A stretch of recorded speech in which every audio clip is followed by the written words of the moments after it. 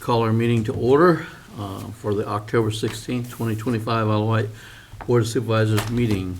Do we have any changes, adjustments to the agenda? I guess we should have roll call before that. Madam Clerk? Mr. Jefferson? Yes. Ms. Roundtree? Here. Mr. Acree? Here. Mr. DeStefano? Here. Chairman Rosie? Here. Madam, Mr. Chairman, nobody made the motion, I don't think. No, he was taking just a roll call for, I think. Oh, the roll call. Okay.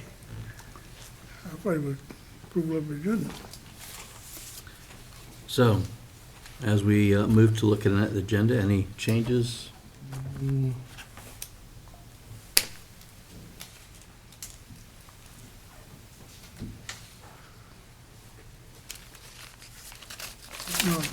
If none, can I have a motion to approve the agenda? so moved. Madam Clerk? Mr. Jefferson? Yes. Ms. Roundtree? Yes. Mr. Acree? Yes. Mr. DeStefano? Yes. Chairman Rosie? Yes, so moved. Bobby? Yes, sir, Mr. Chairman. Board will need a motion pursuant to Section 2.23711A of the Code of Virginia to move to closed session for the limited purpose of discussion regarding the appointment of specific appointees to county boards, committees, or authorities as set forth in the agenda pursuant to subsection 1, consultation with legal counsel regarding actual probable litigation regarding FOIA, where such consultation in open meeting would adversely affect the litigation or negotiation posture of this public body pursuant to subsection 7. Can I have a motion? So moved. Madam Clerk? Mr. Jefferson? Yes. Ms. Roundtree? Yes. Mr. Acree? Yes. Mr. DeStefano? Yes. Chairman Rosie? Yes, so approved. We'll move to closed session.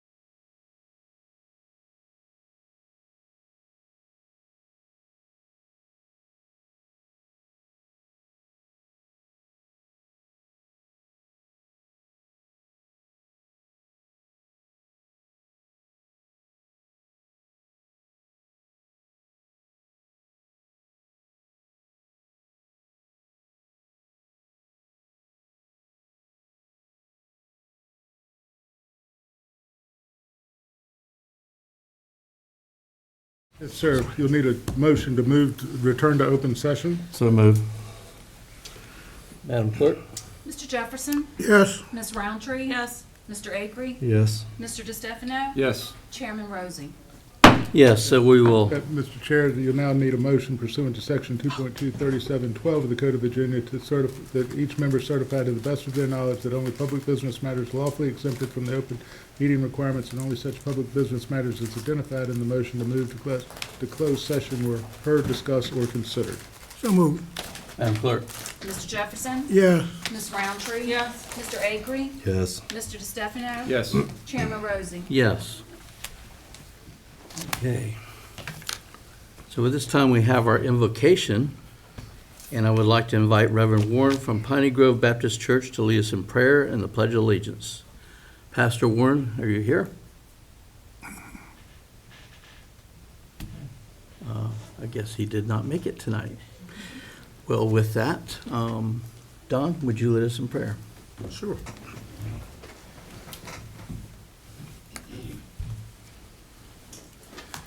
Let us pray. Heavenly Father, we thank you for this opportunity that you've given us that we might gather.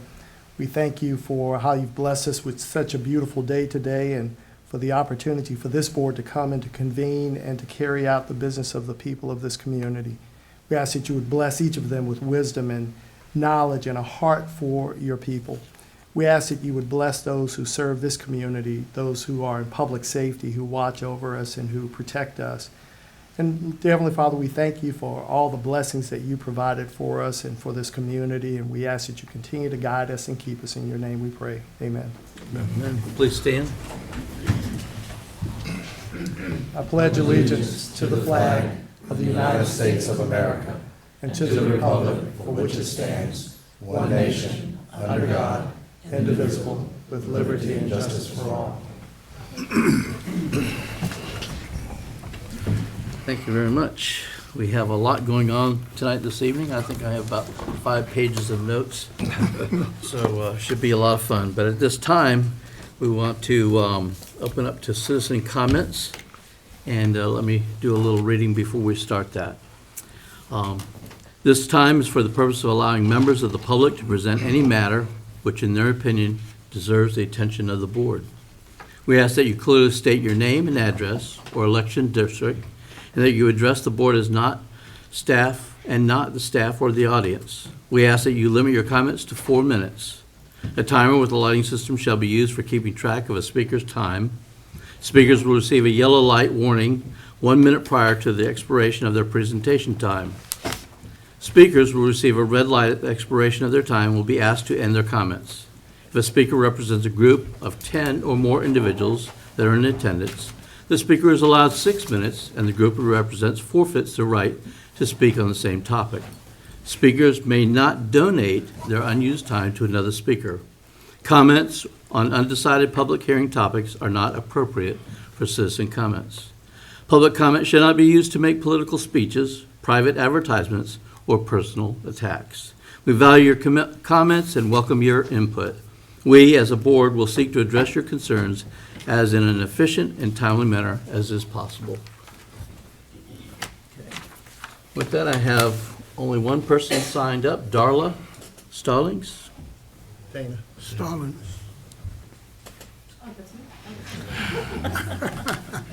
Please state your name and your address of your district.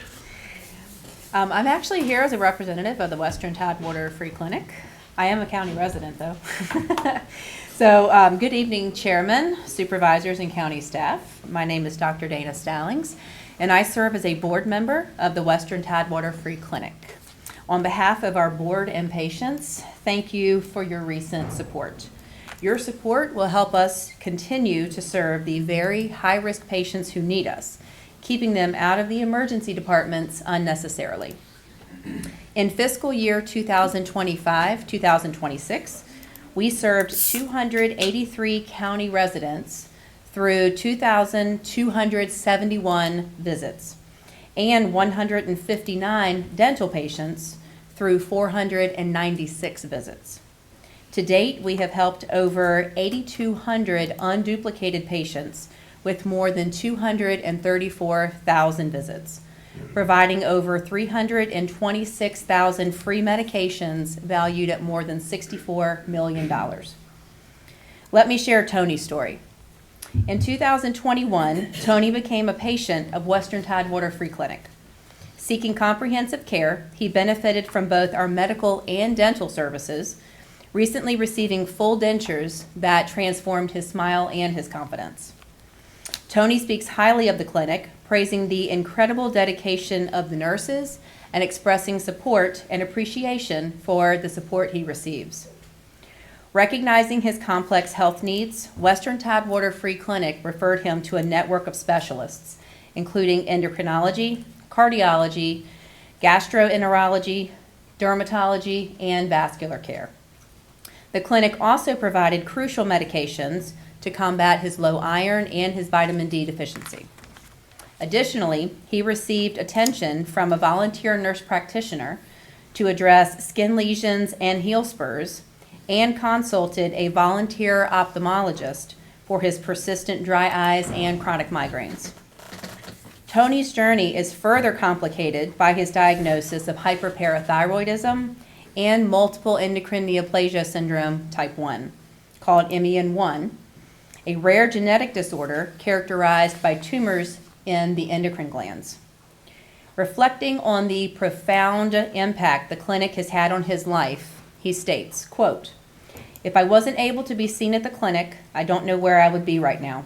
Without the medications I need, I may not be here. When I call the clinic, I know they are going to do everything in their power to get me what I need, and I could not be more grateful." End quote. Tony's story is a testament to the essential role that the Western Tidewater Free Clinic plays in providing life-saving care and support for those in need. The financial backing from Isle of Wight County and our community enables us to keep serving those in dire need within our 2,200 square mile service area.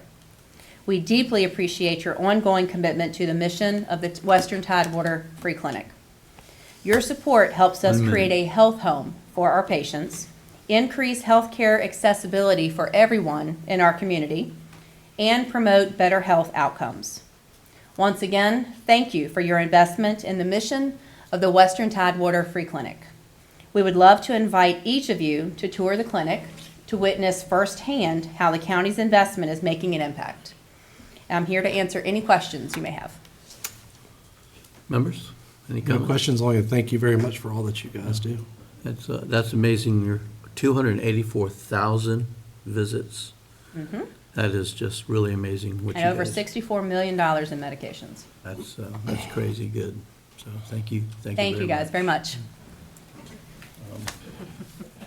In case you didn't get a chance to sign up and you would like to speak at this time, you're welcome to come forward.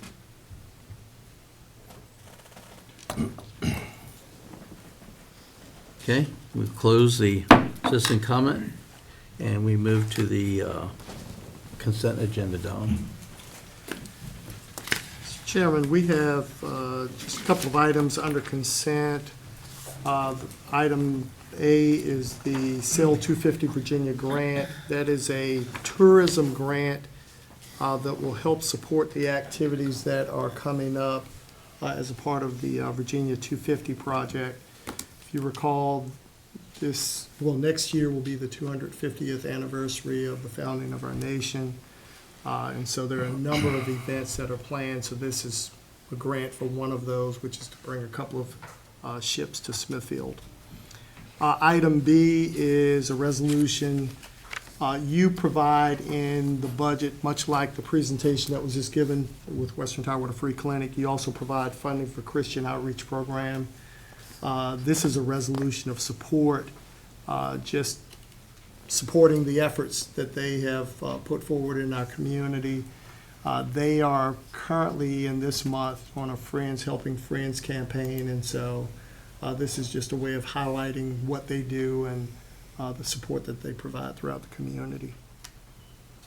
And the last item is a couple of sets of minutes that we were able to provide for your review. That is the consent agenda. All right. Board members? I'll make a motion to accept the consent agenda as presented. Madam Clerk? Mr. Jefferson, Yes, Ms. Roundtree. Yes. Mr. Agri, Yes. Mr. DeStefano. Yes. Chairman Rosing. Yes, so moved. do we have to make a motion for the resolution? To adopt the resolution? If we adopt them as a full Or we agenda. adopt it as, okay, all right. Regional and intergovernmental reports? Anybody? I guess I can kick it off a little bit here. Today we had the HRTPO and the HRPDC meetings. Transportation, of course, being the focus, majority of the focus today. I was able to get some books for you guys from the PDC that has some helpful information in there as far as status of localities, et cetera, so on. I think y'all found that both interesting and helpful. Some of the things that were covered today was, of course, as y'all know, being a part of the HR TAC, we all have a vested interest in the movement of traffic in Hampton roads. Some things that were brought up was they are doing some rail work up across the Potomac, which you would wonder how it would affect us, but it affects us because that'll mean, I believe they're shutting down 2 trains that go from Peninsula, one from Peninsula, one from Southside. And I didn't realize, but about 950,000 people pass on that, on those trains every year. So that's going to be something as they decrease the lines while they're doing construction up north. The challenges associated with that is, as just being mentioned earlier, the 250th is coming up, so they expect as much as 3 million people visiting Hampton roads for the 250. Along with that challenge is the I-64 gap will be well underway during that time, so you've got that construction going on. We all know the HRPT is not going to be completed for another 20 months. So we probably best, in my opinion, best interest is to stay here in the county if we can help it. We talked about legislative priorities and some of the items on there. In fact, one of the board members from the HRPDC even spoke to it, and I believe it strongly. There's some things that are on the agenda, and it's there for people online to can look up the priorities, legislative priorities. But it's important that we focus on the things we have to have. And one of the things I know this board has talked about, we've talked about it as a region, and that is a lot of the unfunded mandates that are coming from the state. Some of it that affects our lack of revenue and impacts us on just trying to pay our bills on a yearly basis. So that was out there. It talked about the 3 cent, 0.3 cent, I guess it's considered the last 0.3 of 1 cent that the HRTPO was asking the state to allow us to impose on the region for secondary roads. In my opinion today, the people try to muddy the water so they could get other things instead of moving forward. In my opinion, the secondary roads would be actually where I think we would see some movement or some direct impacts. So stay tuned on that. We won't fight, but we'll work closely with our other people in the region to make sure that doesn't get off course.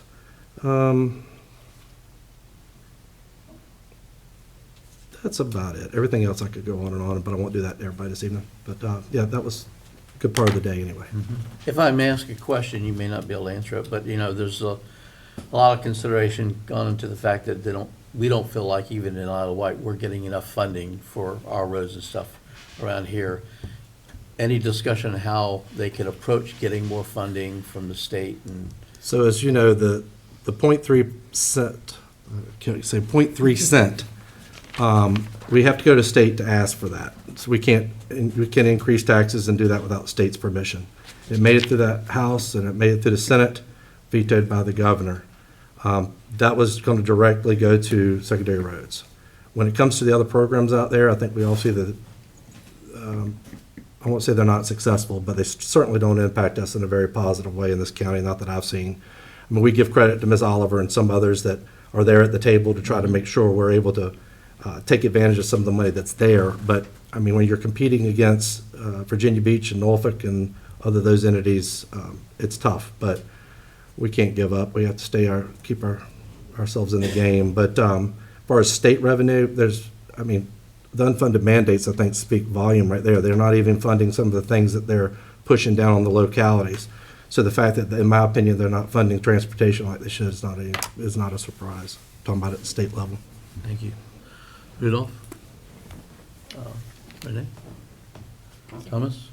Okay, I don't have anything either, so appreciate that very, very much. Appointments? I don't have an appointment. I have none. No. Renee? I don't know what I did with my sheet. Yep. Thank you. I've got one too if you need it. So, I think do I need to propose for the SIPSA? Yes, we would request that the board nominate 3 individuals for appointment by the governor for the SIPSA board. You could do that as a slate. You can. So I'd like to propose for the SIPSA board, the slate, Michael Stanton, Dick Grice, and Brad Mason. Okay. Any further comments? All right, I'll take that as a motion. Yes. Madam Clerk? Mr. Jefferson? Yes, Ms. Roundtree? Yes. Mr. Acree? Yes. Mr. DeStefano? Yes. Chairman Rosie? Yes, so moved. I also wanted to put forth William Webb, our new Assistant County Administrator, for the Western Tidewater CSB. Okay, That's a motion. all right. Madam Clerk? Mr. Jefferson? yes, Ms. Roundtree? Yes. Mr. Acree? Yes. Mr. DeStefano? Yes. Chairman Rosie? Yes, so moved. And I would also like to motion that Lori Rosie be on the Commission for Adults with Disabilities. Madam Clerk? Mr. Jefferson? yes, Ms. Roundtree? Yes. Mr. Acree? Yes. Mr. DeStefano? Yes. Chairman Rosie? Yes, so moved. Thomas? No appointments tonight. Okay, that completes our appointments.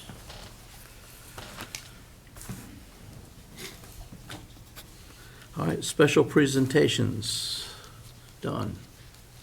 Mr. Chairman, the first presentations we have tonight, this is a little bit of a special moment, and I need to give credit to Mr. Acree for suggesting this, but we reached out to our volunteer fire and rescue agencies, and with this being Fire Prevention Month, you recently designated Fire Prevention Week a couple of weeks ago. We thought it fitting to reach out particularly to the fire departments and find out who, if any of those individuals who were volunteers who had provided at least 50 years of service. I will tell you, I was very surprised at the number of individuals who had more than 50 years of service. I think that just speaks to the gentlemen who are going to be recognized as to the extraordinary amount of commitment that they've made to the community and the level of service that they provide, not just, 1 year, but for over 50. And I can't wait till you hear one of the one of the individuals in terms of the number of years of service. But we're really just pleased to bring this to you all tonight. So it may be a little bit clunky how we do this, but I'm going to ask Joel to kick off, and as the board members will take the first two, if you will, Joel, and then pass that down, and we'll move through the board, reading the resolution. I'm gonna step down here. We'll see. We'll work this out as we go. We should practice it, I guess. So as our county administrator mentioned, a group of volunteers that we're recognizing tonight, some that aren't here this evening, by the way, but recognizing tonight exemplify community service. Not only do they save life and property, they mentor a lot of us young people when we were younger, and the young people that are in their departments now. And so it was only fitting the board recognized this group of people and all that they've brought to our community. And the chairman was able to, they allowed me to present one special one to begin with. Glasses. And y'all figure out pretty quick why this one is special.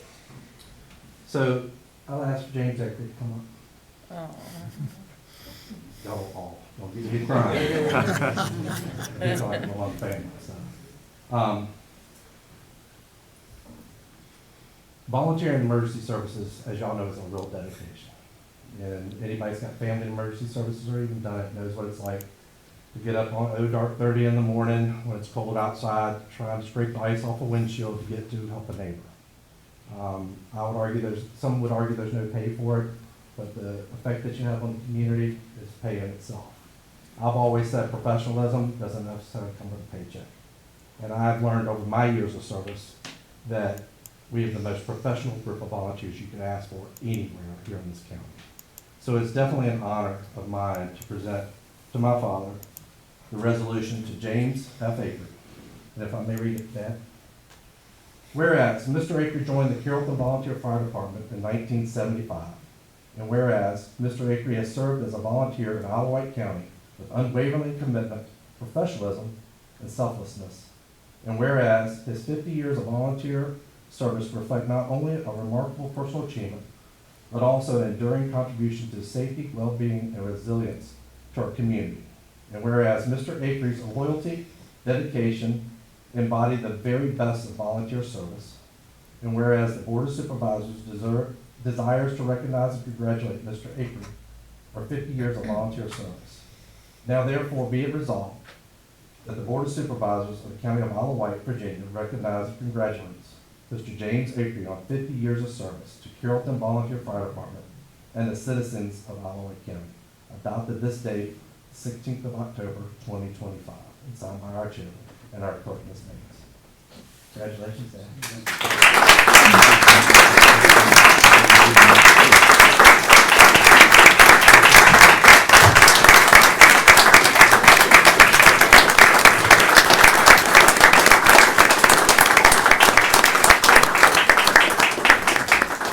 So as we move forward, I think it's very fitting because I have got the honor to serve with a wonderful board that I'm going to ask other board members to come up. And we think it's very important that we read these resolutions to each individual and present those appropriately. I will say on the front side of this, we never rehearsed this. It was more about making sure we recognized everybody that should be recognized. And so if we've misstepped a little bit, please forgive us. We'll do our very best to make it up to anybody we might have missed. But I'm hoping that we have not. Board members, you want to come down If and y'all don't join? mind. And we'll just take two at a time. So I do have the privilege of being in District 4. I have Carrollton and Windsor in my district now. So the next one, Mr. Of course, James Akery, my dad, had 50 years. The next one is Mr. Charles Way in here. Yes. Here's his resolution. Oh, she has it. You're awesome. You're awesome. Keep us straight. Thank you for your service. It's always good to see you. Good to see you. You don't mind me saying how many years you've served us? Nope, I'm proud of it. Oh, that's awesome. Well, we're proud of you. Mr. Charles Bland has served us as a volunteer and continues to serve for 72 years.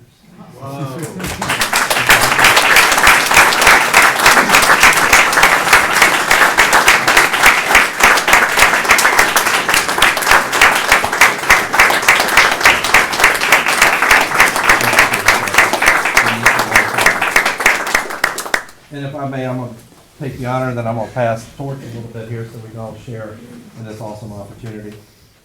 Mr. Bland, I'd like to present you this resolution from the County Board of Supervisors and read it to you, sir. Whereas Mr. Charles Bland joined the Windsor Volunteer Fire Department in 1953, and whereas Mr. Bland has served as a volunteer in Isle of Wight County with unwavering commitment, professionalism, and selflessness, and whereas his 72 years of volunteer service reflect not only a remarkable personal achievement, but also an enduring contribution to safety, well-being, and resilience to our community. And whereas Mr. Bland's loyalty and dedication embody the very best of volunteer service, and whereas the Board of Supervisors desires to recognize and congratulate Mr. Charles Bland for 72 years of volunteer service. Now therefore be it resolved that the Board of Supervisors of County of Isle of Wight, Virginia, recognizes and congratulates Mr. Charles Bland on 72 years of service in the Windsor Volunteer Fire Department and the citizens of Isle of Wight County, adopted this 16th date of October 2025 and signed by our chairman, Mr. Rosie, and our clerk, Mrs. Meads. Thank you so much, sir. Thank you. I'm just proud to have been able to live this long. I'll be 91 years old next month. That's good stuff. I hope I get hope that I do to that well. You do that. I apologize, Mr. Mayor. I don't want to miss anything. No, you never did. You never did. It's good to see you. Thank you for your service, sir. I'm going to ask Mr. Jefferson, as we know Mr. Jefferson has served Rushmere Fire Department since it was created, and I ask him to do some more presentations. All right, Robert Gray. Mr. Gray, you come up. I didn't mean to do that to you, Mr. Jefferson. Let's move on to the next person. Roger Hardy. Just the yellow ones. Yeah, that's what No, he just mentioned, yeah. Hardy. Keep going. John Kello. I'm striking out, that's my face. Okay. I'm gonna do somebody I know then. And I'm gonna, I wanna call Mr. Mickey Stallings, I know he's here.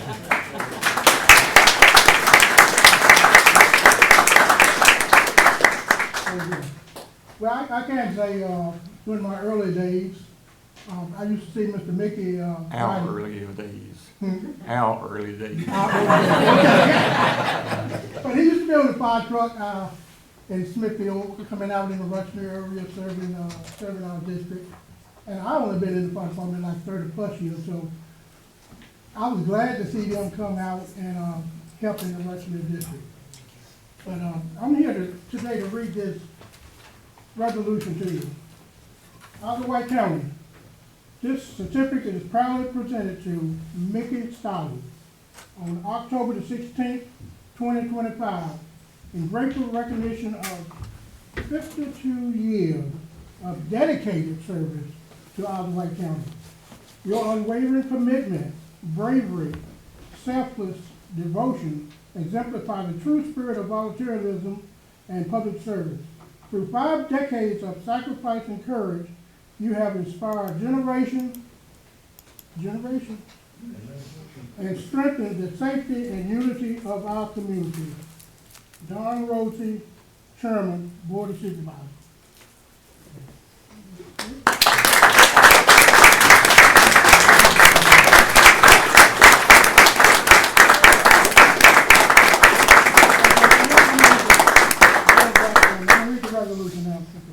Resolution to recognize and congratulate Mickey Stallings, whereas Mr. Mickey Stallings joined the Smithfield Volunteer Fire Department in 1973.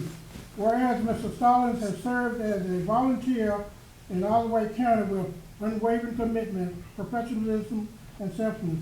Whereas his 52 years of volunteer service reflect not only a remarkable personal achievement, but also an enduring contribution to the safety, well-being, and resilience of our community. And whereas the loyalty and dedication of Mr. Stallings embodies the very best of volunteer service.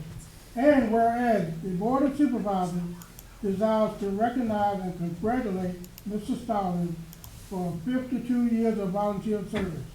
Now, therefore be it resolved that the Board of Supervisors of Isle of Wight County, Virginia recognizes and congratulates Mr. Mickey Stallings on 52 years of service to the Smithfield Volunteer Fire Department and the citizens of Isle of Wight. Adopted the 16th day of October 2025, Don Rosie, Chairman, and Calvin Mays, Clerk.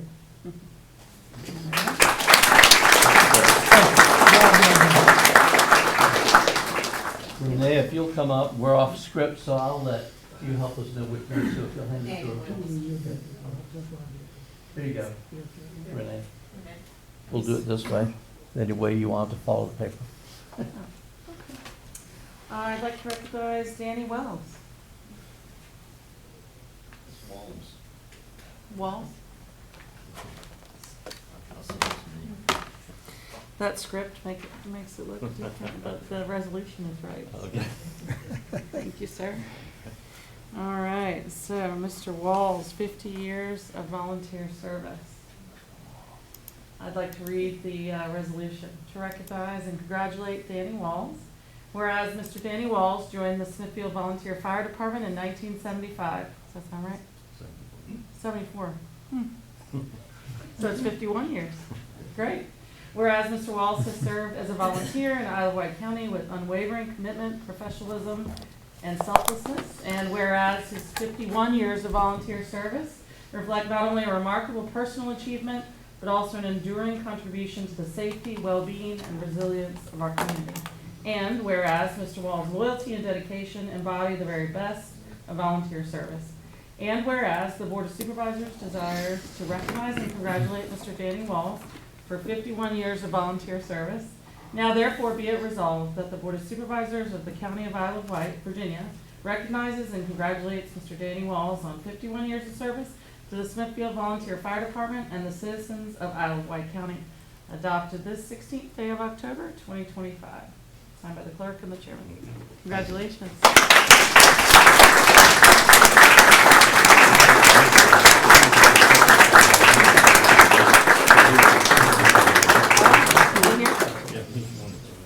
Oh, what we just said. Great. You want to say anything?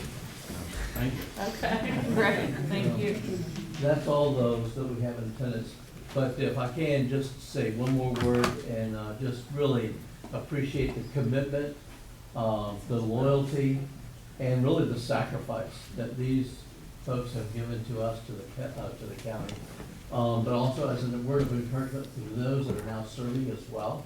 And may your tenure go up to 70 years, which is amazing in itself, 72 years. You know, volunteerism is a little bit off these days, you know, with folks. And so let me encourage you guys, don't be discouraged, but put the word out, talk to kids, talk to some of the kids in high schools and encourage them to get involved. Maybe bring them down and walk them through some of the fire departments or do a ride along in some of these things so we can begin to get that enthusiasm back. Because it's a great service, saves us millions of dollars, but that's not the main point. It saves a lot of lives. And so thank you all that we can.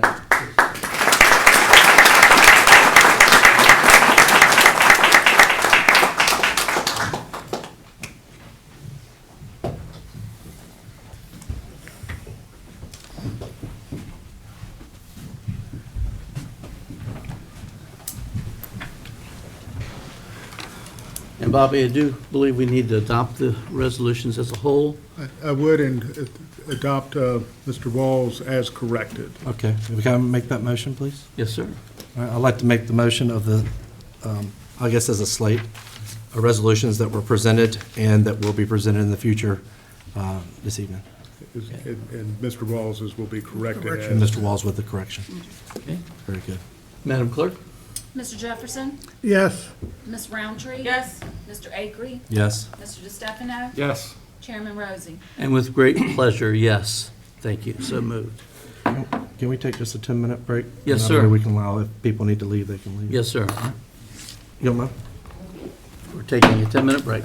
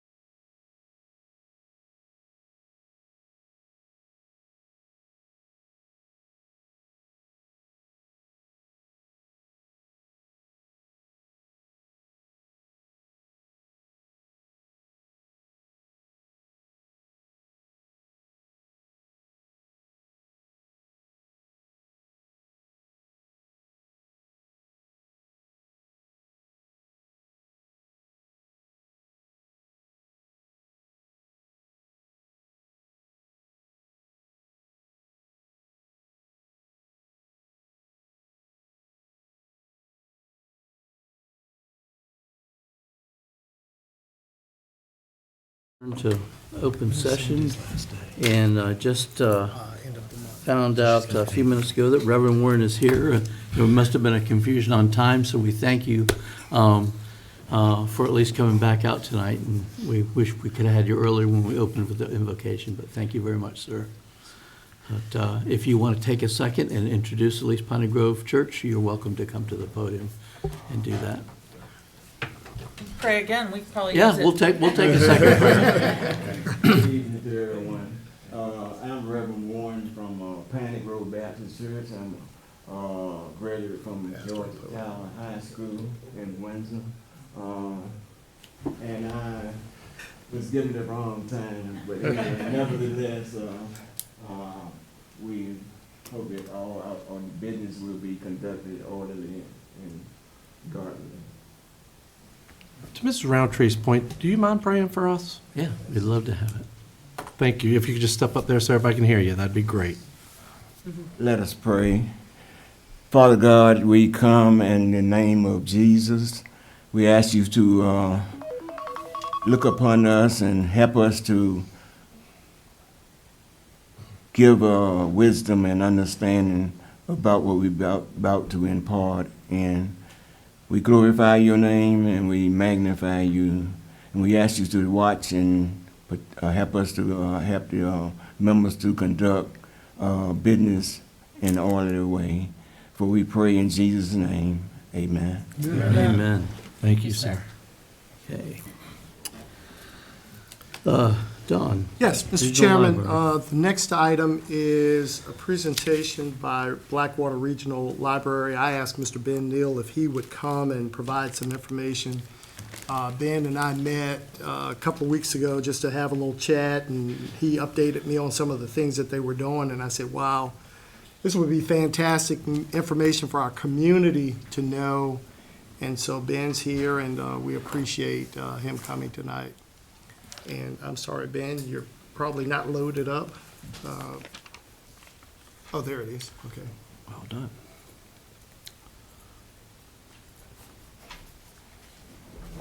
Okay, Mr. Chairman, Mr. Vice Chairman, Mr. Robertson, thank you for the invitation. We're very excited to be here. My name is Ben Neal, I'm Library Director, and this is Megan Wilson, who's the Outreach and Marketing Coordinator for us, and she's the former Carrollton Branch Manager. I was gonna say thank you to the Carrollton Fire Department, but they bolted, but yeah. Oh, you got a bunch more of them back there, Yeah, yeah. you guys are awesome, thank you. I sort of gave a presentation of this to Don about a month ago, just to give you an update about some of the things the library's doing. First, I have to do my salesman job. For anyone in the crowd, if you do not have a library card yet, you can scan the QR code and sign up for a free digital card, and you will have instant access to over 1 million e-audiobooks, and various learning resources. But in the last fiscal year, our 3 branches here in Isle of Wight saw over 90,000 visits, which is up 14%, over 1,300 new patrons, and over 200,000 items circulated. One thing that we're really passionate about is doing programs for the community. The library is not just a place to come in and check out books. We did almost 600 programs in the county last fiscal year, reaching nearly 15,000 people. And one thing that we're really trying to promote is we have free notary services at the library now at all 3 branches. We do ask that people give us a call to let you know you're on your way, to make sure the notary's there and available for you, so you don't have to worry about being a member of this bank or that bank, or going to the post office. Come to the library. So when many people think about the library, they think about taking their kids to story time. They think about coming to a book club.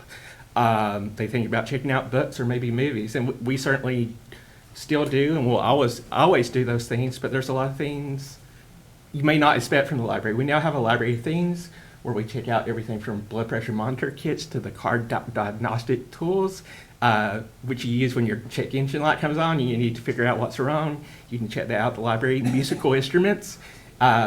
If you have a young one in your life who thinks that they want to get into a musical instrument, but you're not sure the hobby's going to hold, instead of going out and buying the guitar, you can check it out from the library for a few weeks and see if it's going to be a long-term investment or not.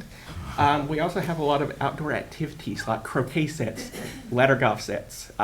Instead of going out, if you want to, for your Memorial Day barbecue, if you want a crochet set for your barbecue, but you're probably only going to use that once, instead of going to Walmart, come to the library, check it out, and bring it back.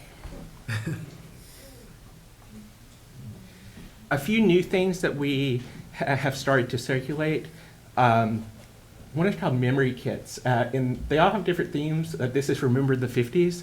We do have an aging population, and as part of that is memory challenges is something that we all have to grapple with our families, and these all come with a booklet, a CD, maybe a DVD, and laminated pictures to help caregivers and loved ones spark memories and reminiscences with our loved ones that are struggling with memory issues. Something else, we really strive to be, no matter what stage of life you're in, we have something for you. We just started a sort of pilot program with sensory kits. These have different themes, construction, dinosaurs, and farming. And these kits have 4 or 5 children's books based around that theme, but they also have sensory toys and objects for those children that need a little bit more hands-on to fully engage in the learning experience. And finally, one of the most exciting things we offer is Roku kits. Streaming services are all the rage, and you can check out Roku kit that's preloaded with Netflix, Peacock, Disney Plus. The library pays for the subscription, so all you have to do is check out the Roku kit and plug it into your TV and start streaming. There's a lot of the new movies and TV shows that you cannot get on DVD, no matter how much you want to pay, because they're exclusive to these streaming services.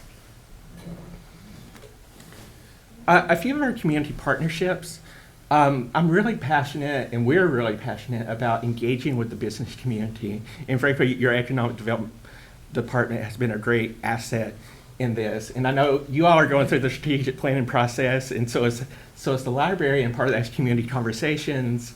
And we've been trying to host these in front-facing businesses such as Crush It Art Bar to not only get feedback from the community, but also get more people into some of our great local businesses that are trying to make it.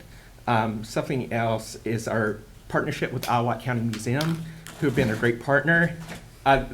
We had a lot of genealogy research that was just sitting in a file folder, and they had some Town of Smithfield ledgers that were about 100 years old that were sitting on their shelf. So we decided to come together and work together to scan these, and they're online for everyone to see 24/7. You'd be amazed how many people call us about Iowa County history. Like, we would get emails from Australia. So it's amazing how many people are interested or maybe have a family here at one point or another. And that's been a good partnership. And finally, for children, we have a program called 1,000 Books Before Kindergarten, which is exactly what it sounds like. It's a challenge to families to make sure that their kids read to or reads 1,000 books before they reach 5 years old. But in the last couple of years, we have a great partner in Bronco Federal Credit Union, who, when the child completes the program, they get a voucher for a free $25 starter savings account. And so it's a great way to encourage not only early literacy, but early financial literacy, which is often overlooked.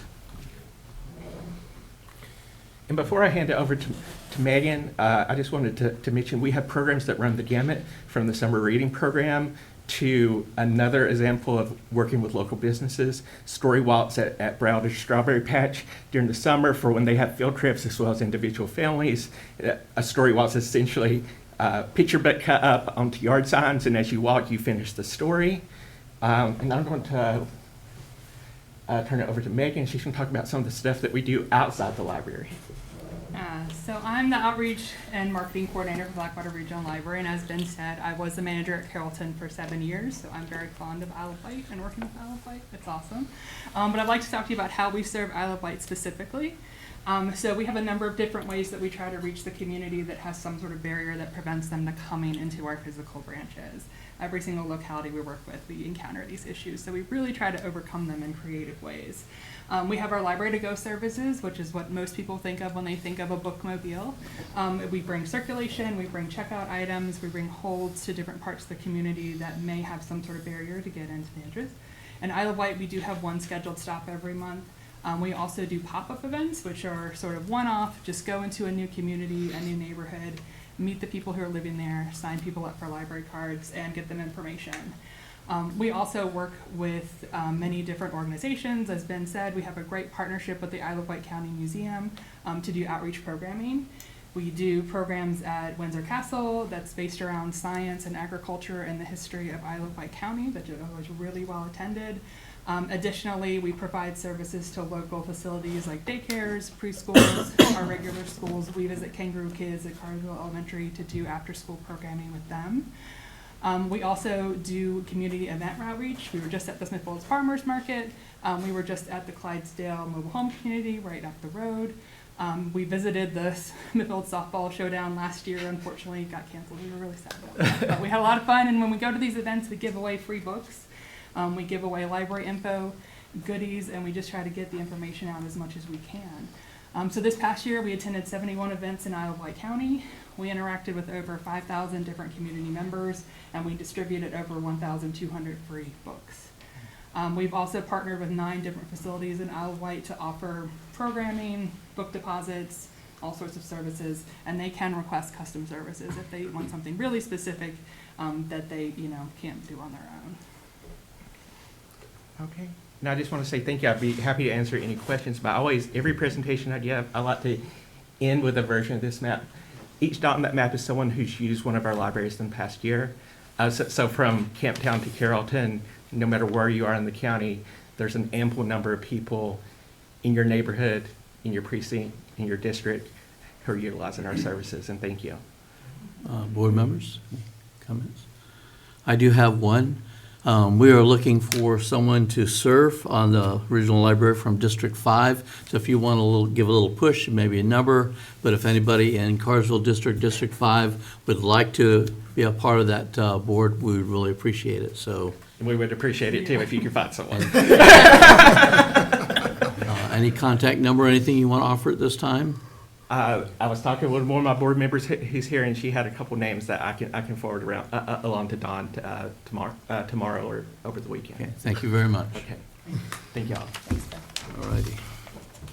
Mr. Chairman, we do have one more presentation tonight, and I guess it's almost like a bookend, pun intended, for tonight's presentations because we want to recognize one of our employees who is, unfortunately going to be leaving us, but we are extremely proud of her, really glad she's going to be retiring and enjoying the next chapter in her life. But we want to invite Miss Sandy Robinson up to the podium.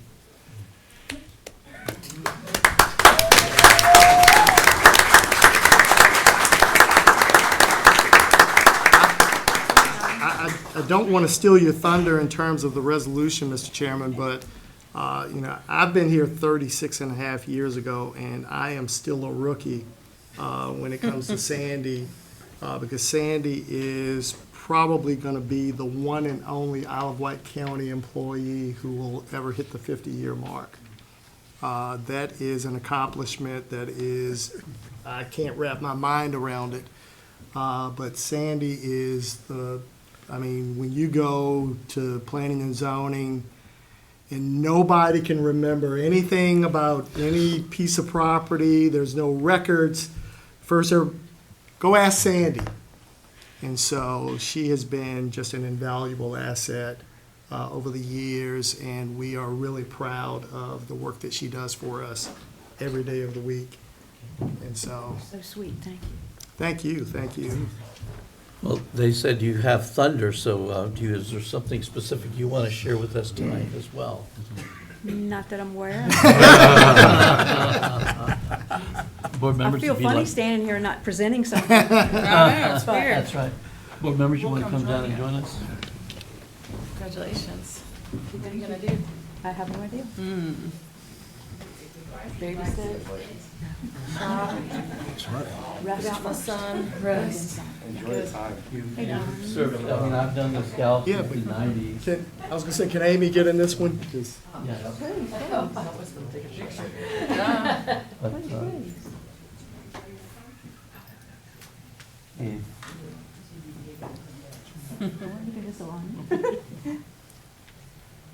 whereas Ms. Sandra W. Sandy Robinson began her employment with the County of Isle of Wight of Virginia in 1975 as a secretary to the building official, and whereas during her tenure with the Isle of Wight County, Ms. Robinson served with distinction in various positions within the Community Development Department to include zoning technician, assistant zoning administrator, community development technician, planning services coordinator, planner, zoning coordinator, and planner two. And whereas Ms. Robinson faithfully served Isle of Wight County as dedicated employee for 50 years until retirement in October 2025. Now therefore be it resolved that the Board of Supervisors of the County of Isle of Wight, Virginia, recognizes and appreciates Ms. Sandra W. Sandy Robinson for outstanding achievement and distinguished service to the citizens of Isle of Wight County. Be it further resolved that the Isle of Wight County Board of Supervisors extends to Sandra W. Sandy Robinson its best wishes for future endeavors and orders that a copy of this resolution be spread upon the minutes of this board the 16th day of October 2025. Adopted this 16th day of October 2025. Chairman Donald G. Rosen. Thank you so much for all your service.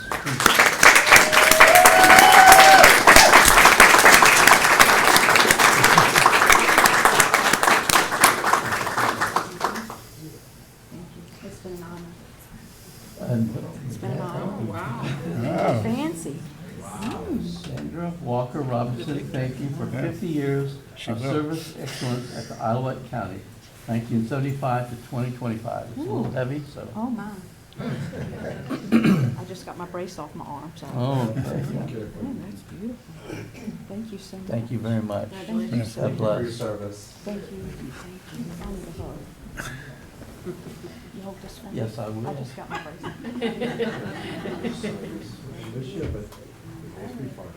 know, thank you.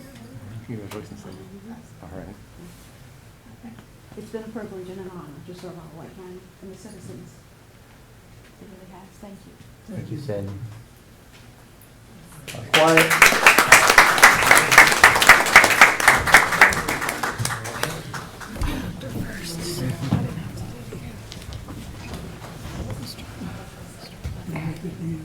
Mr. Chairman, I think the only question is whether or not Gerald's going to hang around and try to get to 50. Maybe not.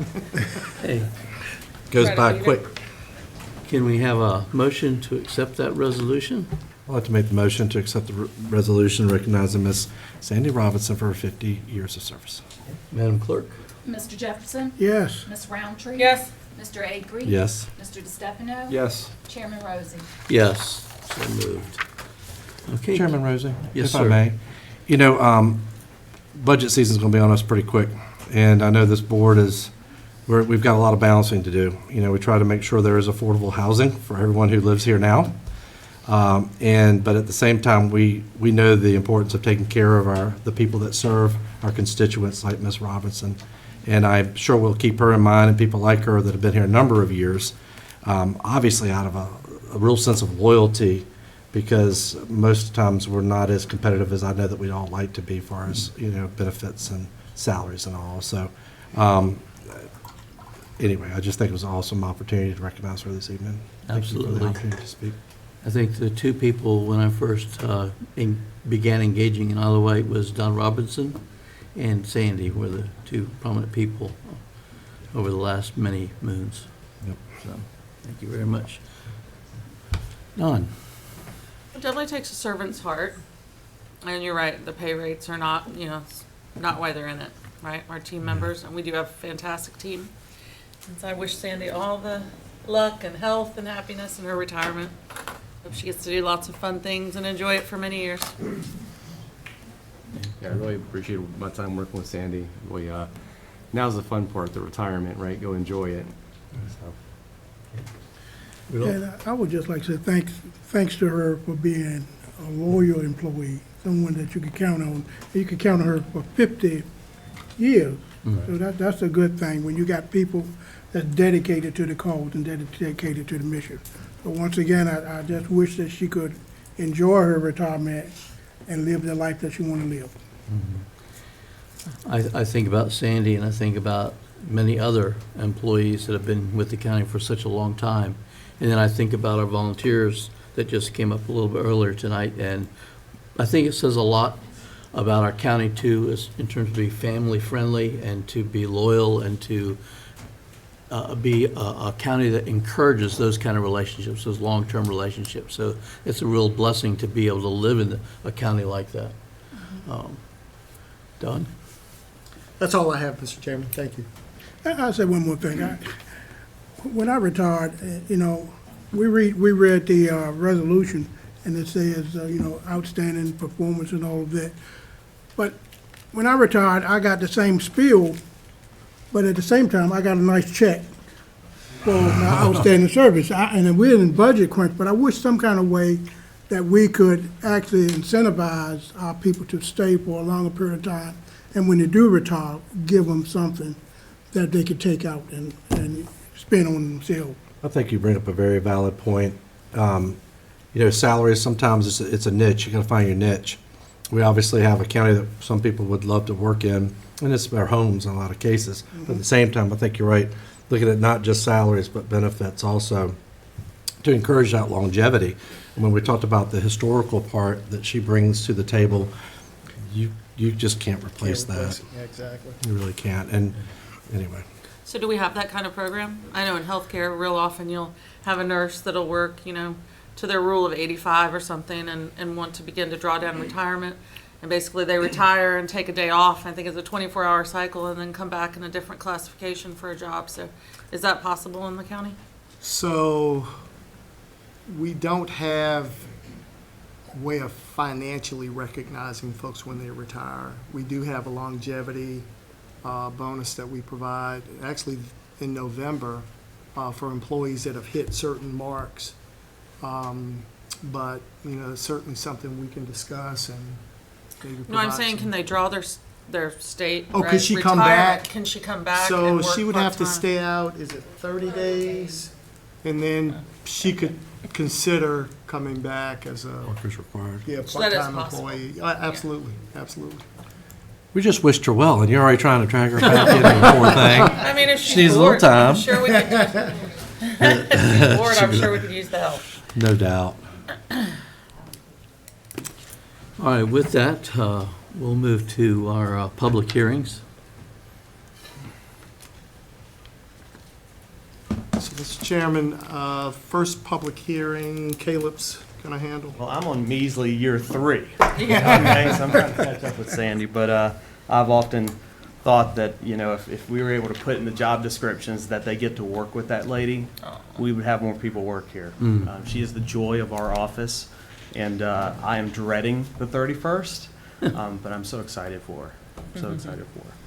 The first public hearing item on your agenda this evening is a conditional use permit request seeking to locate 2 shipping containers. Caleb, I'm sorry, it's the other. You pulled up the PC. Oh, whoops. Doing some time traveling here. Come down, Oh, yeah. down, There okay. you go. The applicant's seeking to locate 2 shipping containers on their property known as tax map ID 4101037. That specific address point is 18426 Benchurch Boulevard off of Route 10. The current zoning for the district is rural agricultural conservation, and they're located in election district number 4. Back in April of this year, our codes enforcement officer issued a notice of violation for shipping containers being placed on the property, other accessory structures, and gravel without permits. Those other items have been placed on hold until this shipping container issue is resolved, hopefully this evening. The original application did include 4 shipping containers. However, the supplementary use requirements that are in the zoning ordinance only allows up to 2 for lots this size at under 5 acres. This is at 4.3 acres. Staff did go out there prior to the public hearing for the Planning Commission and confirm that the 2 of the containers have been removed. So the 2 remaining are under consideration here this evening. The applicant has stated that those 2 that are there are being used to store personal and household items. You can see the location map The jurisdictional border with the city of Suffolk is about a quarter mile to the south, and you can see the intersection there with Cherry Grove, Oliver, and Route 10. And to the north there is Whiteheads Grove Baptist Church. This is the current zoning map. It's surrounded by RAC zoning, with the exception of the neighborhood conservation lots over in the Cherry Grove subdivision across Route 10, and then the Village Center zoning classification to the north at the church property. And the current zoning district does match the future land use designation of RAC that is in the 2020 adopted comprehensive plan. This is a concept plan that will likely be used for the most part as the site plan subsequent to this, but you can see the two shipping containers there highlighted in yellow behind the 30 by 30 shed and the dwelling there on the property. This is a view off of Route 10 looking up the hill towards the White House on the left. That's behind that is where the shipping containers are located. And this shows those shipping containers. They are side by side. They're located about 6 to 7 feet from that other accessory structure there. The zoning ordinance stipulates that the Planning Commission and the Board of Supervisors shall consider certain criteria before issuing a conditional use permit. Just to highlight a few, one, that the specific use will not be detrimental to or endanger public health, safety, and general welfare, and that the use should be conforming to all other applicable regulations, specifically supplementary use regulations if that particular use has them in the ordinance. Furthermore, the ordinance stipulates that the board can impose conditions or limitations on cups, one, to either mitigate any negative aspects of the use or to make the use more compatible with the neighborhood that it's being placed in. These are some examples that the ordinance spells out, but we can come back to this if we need to. As I mentioned, the comprehensive land use designation for this property is RAC, and the comp plan says that appropriate uses should include agricultural, forestal processing, and that scattered and small clusters of residential uses are also appropriate in that land use designation. The application was not forwarded to any agencies, as the containers don't impact any public facilities or services. In looking at our analysis, the proposed shipping containers do meet all of the supplementary use regulations, and they cannot be seen from Benchurch Boulevard or adjacent properties due to the tree coverage. And we didn't identify any weaknesses. Therefore, staff's recommendation is to approve the conditional use permit with a condition that the shipping containers be separated from any buildings by a minimum distance of 10 feet. However, at their regular meeting in September, the Planning Commission recommended approval of the application with no conditions by a vote of 9-0. Mr. and Mrs. Weeks are here this evening as the applicants, and I'll be around after the public hearing, should you have any questions. Okay, thank you. Would the applicant like to come forward at this time?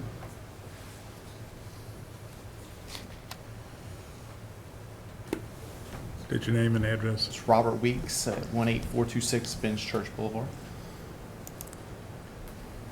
Do you have any comments or? No, sir, not really. The containers are temporary. We had an issue where we used to live, where we had to move due to mold. So we moved into one of the rental houses. That house there was a rental of ours. We went from a 4,000 square foot house to 1,000 square feet. So I got a lot of stuff. We condensed down in size, but I had to have that. So we own the property, the other lot that surrounds this particular lot. We're planning on building a house there, but we needed to move some boundary lines. So when we went to get that done, that's when the shipping containers popped up. And I knew they were permitted. I didn't know it was a conditional use. So don't mind paying the fee. I'm going through the hoops. My wife just wants to build a new house. And they're like I said, they're temporary. So as soon as we're done there, they're gone. Okay, thank you. Any questions, board members? Okay, thank you very much.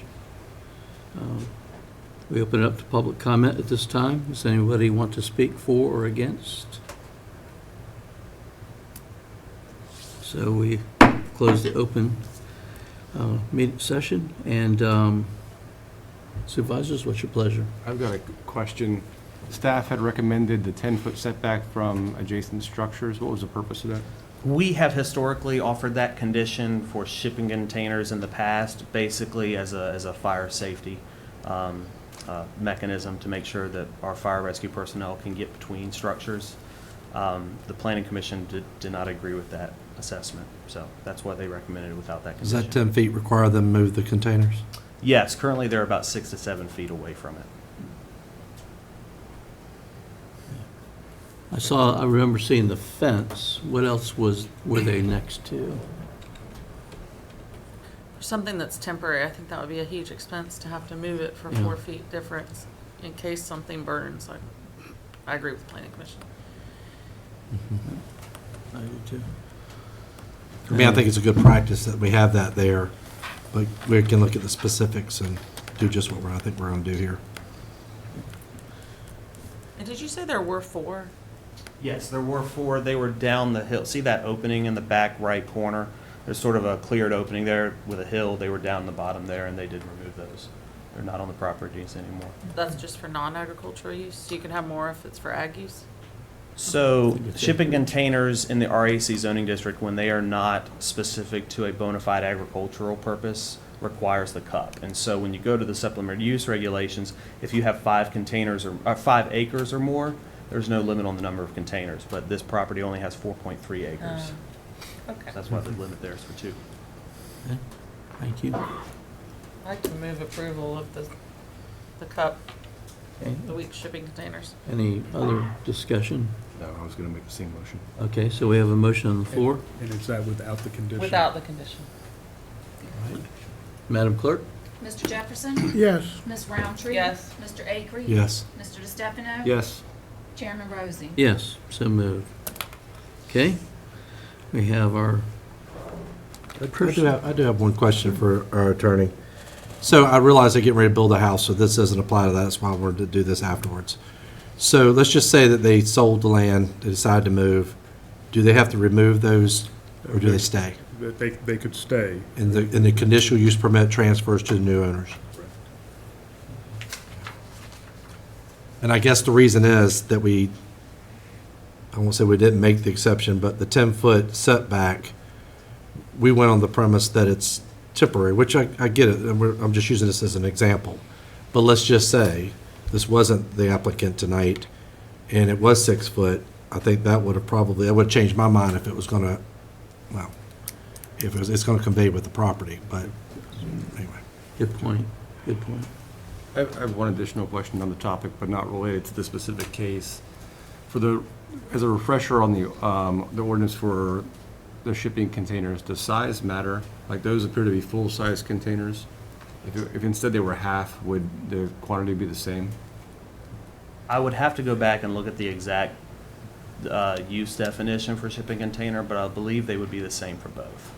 Okay, I understand. Yeah, Thank you. this You got regulations 2 fall small under. ones or 2 big ones? but- No, I don't think the ordinance differentiates between sizes. So while, As long as they're a metal Connex box, I believe they fall under that. Are you kind of thinking about the pods that you see, which would be smaller than these, I think? Right, that or the Pods. shipping containers also come in Yeah, half. 20 Not footers. 24s, yeah. Pods are regulated separately in the ordinance. They have a 90-day limit that they're allowed to be on property before they need a zoning permit to be there. So if an applicant came before us and had 2 shipping containers, and they were going to cut them out and make it into one big structure, how do they go about doing that, or do you follow me? You talking about removing the Let's wall just say that, between yeah, the those 2 they're sitting side by side. I think we probably had an industrial park that had a whole bunch of them that have been cut out, put together, welded together, and all that stuff. Yeah. How do we, because it can be a hazard, and that's the point of Yeah. the setback and all that. How do, Two things. One, I would say that any modification to reduce the number of shipping containers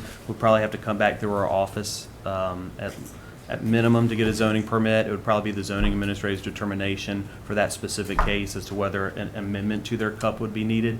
But moreover, you'd have to meet building code requirements to be able to put those 2 together. which gets me to my next point.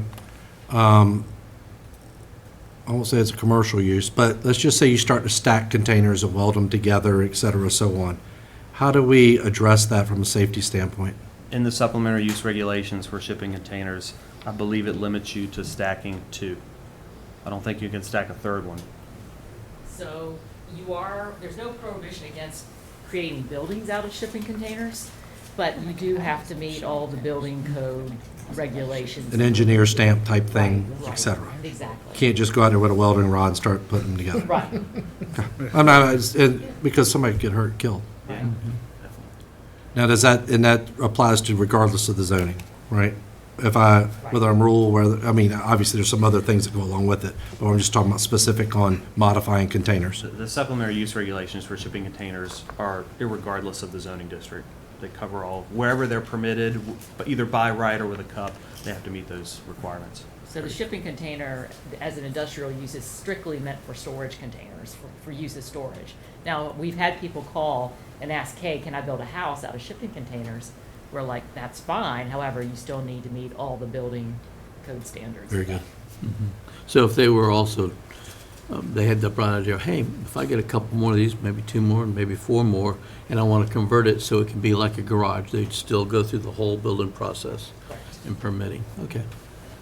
Thank you. If there's no further discussion, we'll move to the item B, personal property taxes. Yes, Correct? sir, Mr. Chairman. There are several amendments to our tax ordinance. The first being personal property. The amendment in that is fairly minor. We did not have a due date in our actual ordinance as to when the personal property returns are due on machinery and tools and equipment. We've always had it on our bill, but we did not have an actual item in the ordinance, so it is setting it as April 1st. That is really the only change there. As for the transient occupancy tax, the red line version looks like there's a great deal of change, but what it actually is changing is the General Assembly changed the state code to take into account that Airbnb and VRBO and short-term rentals are a thing that is going to stay. And what they have done now is amended it to provide that if you use an intermediary to rent your property that qualifies for transient occupancy tax, short-term rental, such as Airbnb, they are now obligated to send in the tax. Before, they were saying, we're passing it all on to the owner's it's responsibility. So if you don't use an intermediary, so you rent a room at Hampton Inn sends in the occupancy tax. If you use a third party, Expedia, somebody else, they're required to send that tax. And that is what this accomplishes. It's a lot of change, but the change is that if you rent your own property, you're still obligated to pay the transient occupancy tax. If you use a third party, they are now obligated to send that tax to the county. And according to Mr. Gwaltney, they have now received several months worth of reports of that very item. So that it has already taken place. So that this is a state code amendment that we are catching up with. Okay. Joe, do you want to offer anything up on that? That's good. There you go. Do we need to open this up for a public comment? It does require a public hearing, yes. Excuse me. So we'll open up for public comment at this time. Anyone would like to speak? I don't have a registry of anybody for or against. Okay, so we'll close the public comment. Commissioners, board members. I'd like to make the motion to approve the ordinance amendment, personal property tax, as presented by our county attorney this evening. Madam Clerk? Mr. Jefferson? Yes. Ms. Roundtree? Yes. Mr. Akery? Yes. Mr. DeStefano? Yes. Chairman Rosie? Yes. Thank you, gentlemen. That makes Mr. Gwaltney very happy that he can get the bills out now with this amendment on them. Okay. County Administrator's Report, I think, is our next item. Chairman, I really don't have any items other than a couple of informational items that are included in your agenda. We are still working, and hopefully within the next few weeks we'll get to a point where we can start to provide the financial reports that you used to receive.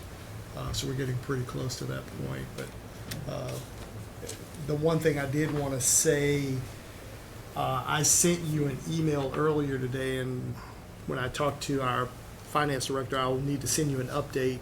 But they did get the actual budget document completed. And so, if you can't open that, again, I'm going to send you an updated version of it. Apparently, it was fine when we sent it out, but we discovered some issues with opening the document for some users, so we'll make sure that you've got a usable version of that.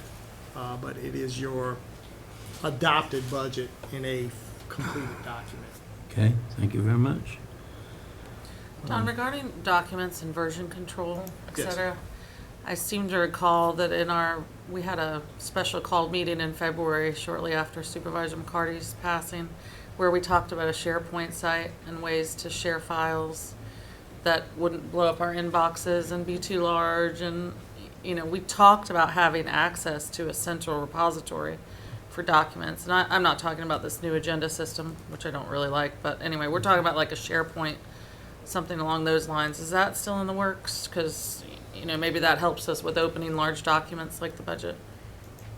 I'll have to check with IT because I can't remember beyond FOIA what Supervisor might be Acree was actually the one that concerns. surfaced the issue. I believe, maybe we should talk offline, not that there's anything to hide, but I believe your 365 app will allow some documents to be shared. And as you know, when you share them, you can either share them to allow for viewing only, edit, et cetera. And I believe I know it would. Everything we changed, if we shared something and I tracked it and I changed something on it, it'd be foilable and would show my changes and who did it. So Right. I think that's, at least to jumping off to trying to get there, that's part of where we're trying to go with it. Wouldn't you agree, Mr. Roundtree? I will point in one thing that makes your county attorney a bit nervous is if three of y'all begin sharing edits to a document, you're having a meeting. Potentially a problem. Well, I mean, what potential about meeting. giving us access to a document that we cannot download or No, edit? no, We should- I mean, That's just fine. I'm view just saying only. if you. But permissions should be able to, you should be able to allow only two Right. people to view a document at one time. Again, that's just my concern is we Well, I gotta be think very that's careful. where we get our heads together Yeah. and figure out how we get Yeah. there. I mean, again, if you're just sharing a document that you can edit and then repost and then somebody else can do and repost, that's fine. It's just, I'm thinking of when my kids were in school and were sharing a document with a group where they're editing it contemporaneously, that would be a problem for you.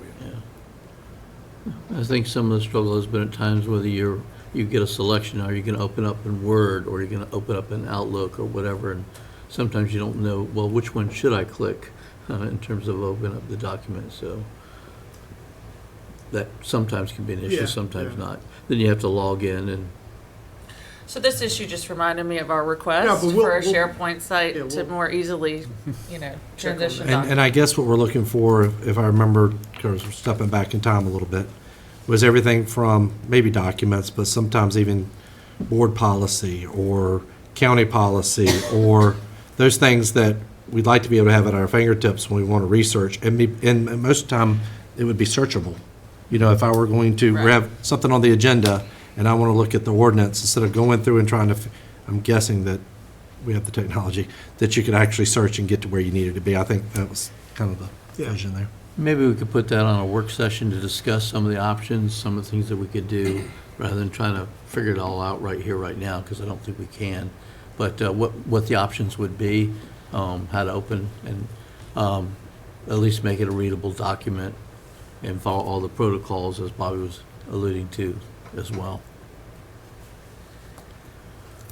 I mean, the last thing I'll say about the lack of financial reports is that I understand we've had some turnover, but I've really missed those reports since we haven't been getting them. I was on the board for 1 year, and then the reports stopped coming in April of 2025. So we've now been kind of not operating. I mean, look, we have the budget and we have our staff, but we haven't received those reports. I know at the audit committee level, we've been trying to track that down, and obviously the staff knows that we need them. Again, turnover, everything else, et cetera. But I think the next order of business definitely for Mr. Floyd is getting us those reports back up and running after the budget document was published. I think that's what he committed to. Well, the audit is the next big Oh. thing, but again, that's what's gonna give us the clean numbers that we can start giving you those financial reports. We're just a few weeks away from that being done, so again, we're getting there close. We're getting there quickly. So would we be able to put it on our next work session as far as a discussion, or how do you want to address that? I'm not sure what you would discuss We're just- in 2 weeks. We're- Okay, be up for Again, review. we're getting close. I'm almost sorry I brought it up, but we're getting close. We're just not quite Okay. there yet. Yeah. All right. Mr. Chairman, were we referring to the reports being at the work session or further discuss the SharePoint idea? Both. I think the SharePoint idea, discussing that in the work section, would bring some value. I understand the reports are close and probably not much to discuss there, but to further the idea of how to share documents in a manner that, doesn't violate any kind of rules, but also gives us the ability to work on shared documents would be beneficial. Mm-hmm. Mm-hmm. Okay. Other concerns were a little off script, but that's okay. If not, we'll move into unfinished old business. And I think the Bridgepoint Commons is next thing up, Don. Yeah, and, Mr. Chairman, before you begin, late this afternoon, in fact, it was while we were in the closed session, I received a request from the applicant that they would like, or they are requesting that the board consider deferring this matter for 90 days. They were trying to prepare a submission for some edits to their application. Okay. And I see Mr. Thornton is here tonight, but it came from the applicants. Members? I guess I'm just wondering what the intent on that is, because this was put on the agenda with the idea that we were formalizing our intent at the meeting that we did not vote to approve. And Again, this is an open application that had a vote, a motion to approve the project as submitted that failed. So in the haste of having a recess to let the people leave and all, no further motions were made that night, so it is still open. When I caught that, I brought it to the attention, and so we put it on this meeting for whatever board action is willing to be taken, or anybody that wishes to make a motion. But they did send that in today to ask for a deferral. I'd like to move deferral of the matter of Bridgepoint Commons conditional PDMX zoning request for a period of 90 days. So I guess that puts us on our January agenda. Any further discussion? I would be, if that motion does not pass, I would be inclined to make a motion to deny, based on the meeting that we had when the citizens were in the room with us, and with the board that we have now, which will change by our next meeting. So, we have a motion on the floor. That was just my comments. But are they within their rights to, They're certainly, they can ask for that. It's not required that you grant that, but they do have the option to request that deferral. Mr. Jones, was there any indication that the request for deferral was coming based on any substantial change to the project? It sounded like it. I haven't seen any plans, but it sounds like they have access. They're going to propose different access options. If there's a different access option, I'd like to give them the opportunity to respond to some of the criticisms that we've heard. I would be in favor of deferring it and allowing them to present the case. and it won't be going through Ashby? But I think that Ashby connection is a VDOT requirement if they're going to stub a street that way. But yeah, that's and I will say, if there's a substantial change in what they present, it should. It's again a board decision, but that would go back could go back to the planning commission to have them vet this project through another public hearing and whatever else. Because they're going to be, in order to have a substantial change in their design, they're going to have to amend their proffers because it's Ms. Rain can help me, but a PDMX, a planned unit, which they do a neighborhood book and a concept plan, which they are required to build substantially in accordance with. So if this board was to entertain whatever they bring in 90 days, that it would be this board's option to send it back to the planning commission for vetting. And just for a reminder, if it were not have been approved, how long before they could have resubmitted those changes? If it is a substantial deviation from what they presented, they could present that right away. If it is just another similar product, they would have to wait a year.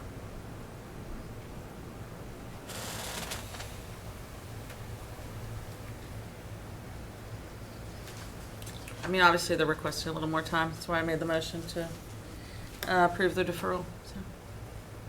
So. You don't want to make any changes to your motion? Would you repeat the motion just for clarity? Requesting the board defer the matter of Bridgepoint Commons conditional PDMX zoning request to our January agenda. They asked for 90 days. Okay. Any further discussion? Madam Clerk? Mr. Jefferson? Yes. Ms. Roundtree? Yes. Mr. Agri? No.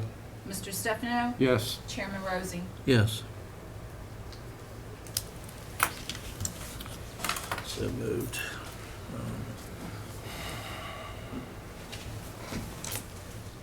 Okay, we have next the legislative priority list.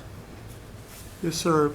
Mr. Chairman, if you recall at your last meeting, you brought this information to you, and based on your feedback at the last meeting, we've made some additional adjustments to the legislative priorities.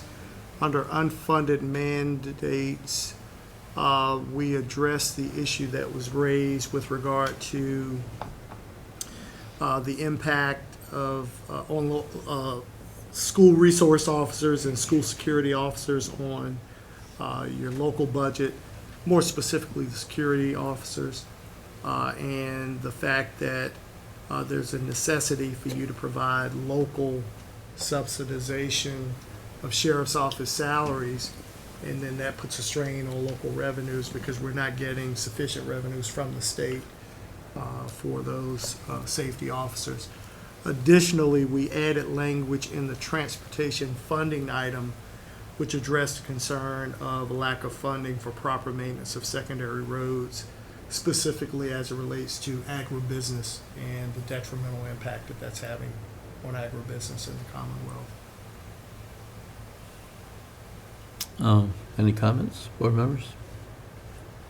It's quite a long list. It's a big laundry list in some ways. Yeah, I wonder if, since it seems that both gubernatorial candidates are pledging to repeal the car tax, I'm wondering if the burden to the localities is going to get even worse instead of better. So both of them have proposed the concept. I'll go out on a limb, and it's a pretty good limb. Neither one of them has a plan. And so the likelihood that there would be any concrete legislation, I don't know, is something that you probably need to be overly concerned about. Okay. It's a very complex issue. Sounds great on the campaign trail, but it's a very complex issue. Yeah, it just made me worried when I heard that, they were both discussing. I was like, that'd make it even worse on us for unfunded mandates than better, so. I don't remember discussing the Christopher King backseat law, so I'm just trying to read. I'm not sure what that's about. So that came up several meetings ago, and the issue was with regard to, I think, some regulations that were kind of inadvertently put in last General Assembly session, that when you read it, literally it requires that all occupants of an ambulance have seat belts. And so this gives some latitude to providers that perhaps Gotcha. they don't, I do if they're remember providing that. Thank care, you. they don't have to have seatbelts. I wish we could put in our legislative agenda to make VDOT accountable to someone. I guess by you laughing, that means it's not possible. No, I mean, this is look at their what- budget cycles. What we came to, we don't really, do we need to really vote on this as a recommendation?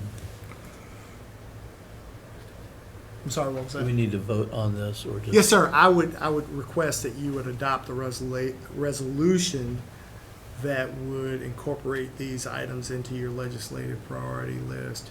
And then we can circulate this to our legislators and have them start addressing these matters. I'd like to make the motion. Everybody good with the list? So a motion from Joel.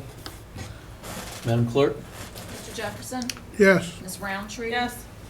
Mr. DeStefano? Yes. Mr. Acree? Yes. Chairman Rosen? Yes, so moved. We have new business, public staffing. So, Mr.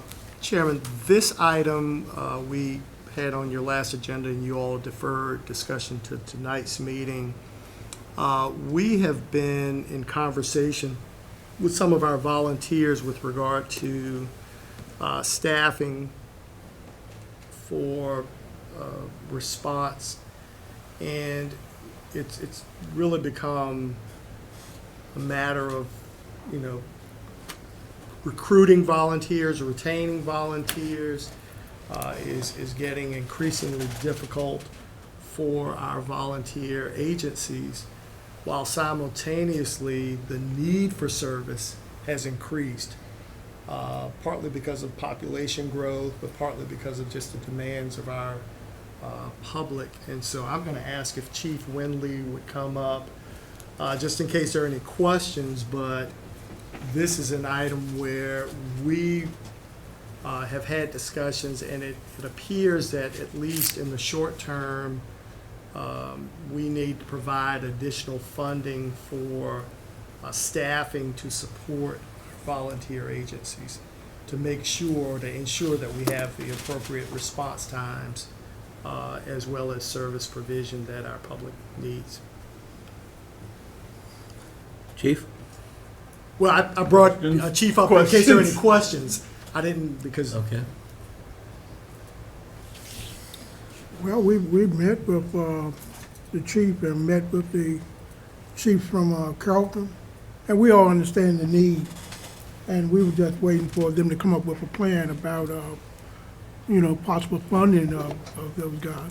I will say, I think it was deferred to this meeting, you taken off the agenda last time because the request was to take it back to the advisory board. It was taken back to the advisory board. There was great discussion about, and it was a vote of 8-0 to support Chief Mullen and his request for the 2 additional people per day. Thanks for that reminder, Chief. Yeah, I'd like to hear just a little more detail, but not even just for me, but for the public, right, as to Right. what is being proposed to bolster staffing. Again, not to take anything away from the volunteers and the great work that they do, but Right. there's a lot of cars on 17, right? I mean, we're talking about the Carrollton area, and so I think to make our citizens even safer, I guess I'm wondering what's being proposed. So the request from Chief Mullen and the membership of Carrollton Fire Department, Volunteer Fire Department, was to add an additional 2 people. Currently, we have 2 paid staff at Carrollton. They are assigned to the medic units. We ensure that they are fire medics that are assigned there that can come off the ambulance and assist in firefighting when needed. The request is for 2 additionals.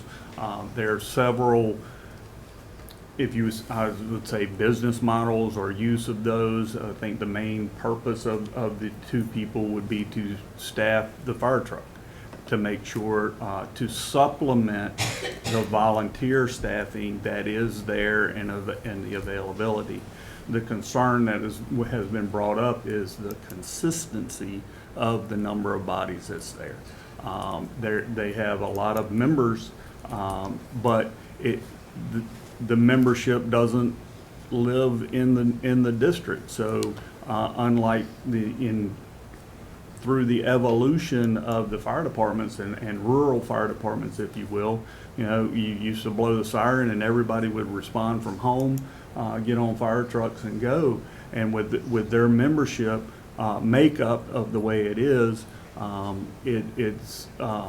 they rely on the live-ins that they have there at the station. That's another discussion about the facilities and stuff like that to recruit and retain live-ins to ensure that they have members that work there. Those live-ins then go to their jobs and stuff, and it leaves, as was discussed with everybody, with them, it leaves shortfalls, if you will, with having available staffing, appropriate staffing, to get to potentially handle emergencies that come in up there. So the request is for 2 people to supplement, 2 people per shift for a total of 6 people to supplement the volunteers and to help them meet the need of the area and the community. And correct me if I'm wrong, Chief, the current, I guess, to further answer Mr. Jefferson's question, the proposed strategy is to, at least in the short term, staff those positions with part-time. So we have 2 options that we have worked through as far as, so between now and the next budget year, the request now is for additional money in the part-time salary line. We have full-time fire medics that are available that we can assign at Carrollton right now, and then we'll backfill their positions as EMS onlys, if you will, on the medic units out of Isle of Wight Volunteer Rescue and Windsor Rescue. It will take some moving around. We will have to move some personnel around to meet this request, but we've backfilled those positions. We need salary money. To do that with part-time salary money, we would need to get us to July 1 of 2026, we need $394,200. That's counting adding 2 24-hour part-time salaries every day from now until July 1, $394,000. The other option that we looked at was to do part-time coverage from between now and January 1, and then advertise, try to hire full-time employees starting January 1. That would be 6 additional full-time employees. That option would cost, because you have to have you add the benefits, you add the turnout gear, you add all of that stuff, $465,345. That's salary money plus the other logistical items that go with that. And then going forward, starting with FY27, where the annual recurring cost for the full-timers going forward, you're looking at it's $720,000 for the first year, because again, you have turnout gear. A set of turnout gear costs $5,000. We have uniforms to put them in, and those things. So the full-time salary and benefits, if we stay at fire medic 1s, you're looking at $631,890 added to the fire rescue response salary line going forward. So that's a penny on the tax rate. essentially. right at it. Yes. Yeah. Right at it. Because, I mean, that's an estimated number, even though Correct. Gary was pretty precise, it's still an estimate. When you look across the county as a whole, this is just the tip of the iceberg, do you think? I would defer to the chiefs of those departments for an assessment of what their membership and what can be provided. I think volunteer recruitment is really important. Obviously, like volunteerism has decreased over the years. I mean, even in service clubs, of which I'm a member of several, it's harder and harder to get members, right? Because people's time is valuable, and if they have extra time, they're trying to use it to feed their families and make money or do something they enjoy. So I think we have to make it enjoyable. We have to make it worthwhile. We have to foster and engender that spirit of volunteerism and service, and find out what made those guys that were all here tonight that have volunteered for over 50 years, you know, what they saw in it, and try to get back to that. I would like to hear from Chief Mullins and ask him, I'm not saying that you're done, right, but I would like to hear from him as to what efforts they've made to attract volunteers, you know, how hard they're trying to, you know, some of the ideas that they've had to increase volunteerism. Oh, no. It is. So I'm Chuck Mullen, or Charles Mullen. I lived in Carrollton about 35 years now. I'm the fire chief of Carrollton Fire Department. Next year will be 30 years for me as a volunteer at Carrollton. So what Chief Winley just presented is accurate. We were looking for the 2 additional people each day to really help our consistency. We have, you know, roughly 45 active members. We bring in new membership every meeting.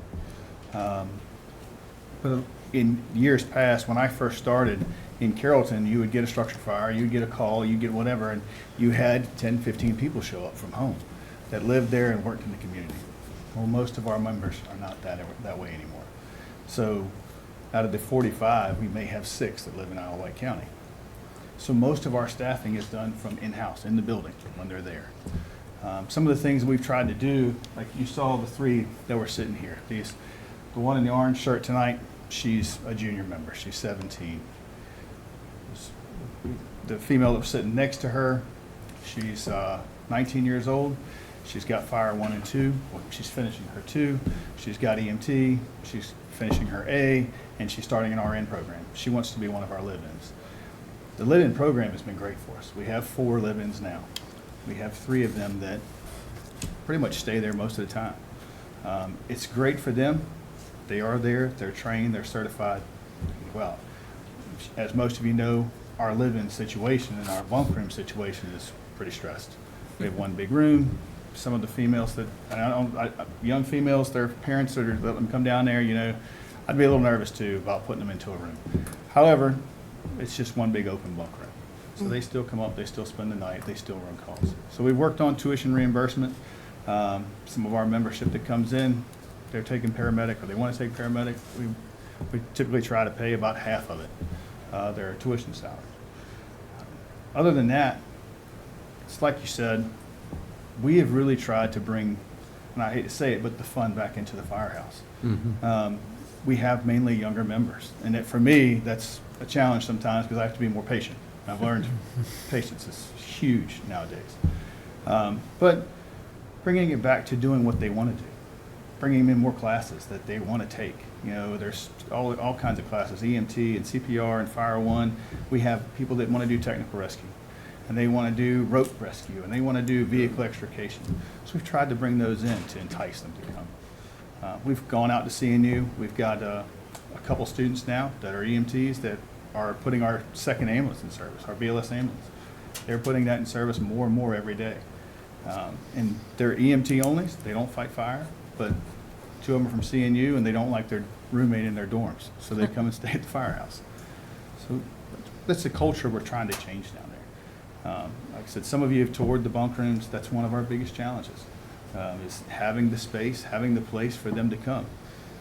I know if I was, you know, I tell you right now, we've got one of our live-ins he's active duty Coast Guard. and he's getting ready to get deployed for 30 days. Matter of fact, he leaves tomorrow. He is one of our primary drivers. He's one of our lieutenants. He can act, he can pump the truck, he can fight fire, he's an EMT, he does all of those things. He's getting deployed for 30 days. Me, at 47 years old, being there 29 years, I'm going to spend some nights at Carrollton Fire Department over the next month to try to help cover the gaps. We have people stepping up, but I'm okay sleeping on the couch. There's a lot of people that aren't. I mean, we're trying to take them away from that family or take them away from whatever else they're doing. We need to entice them with those things.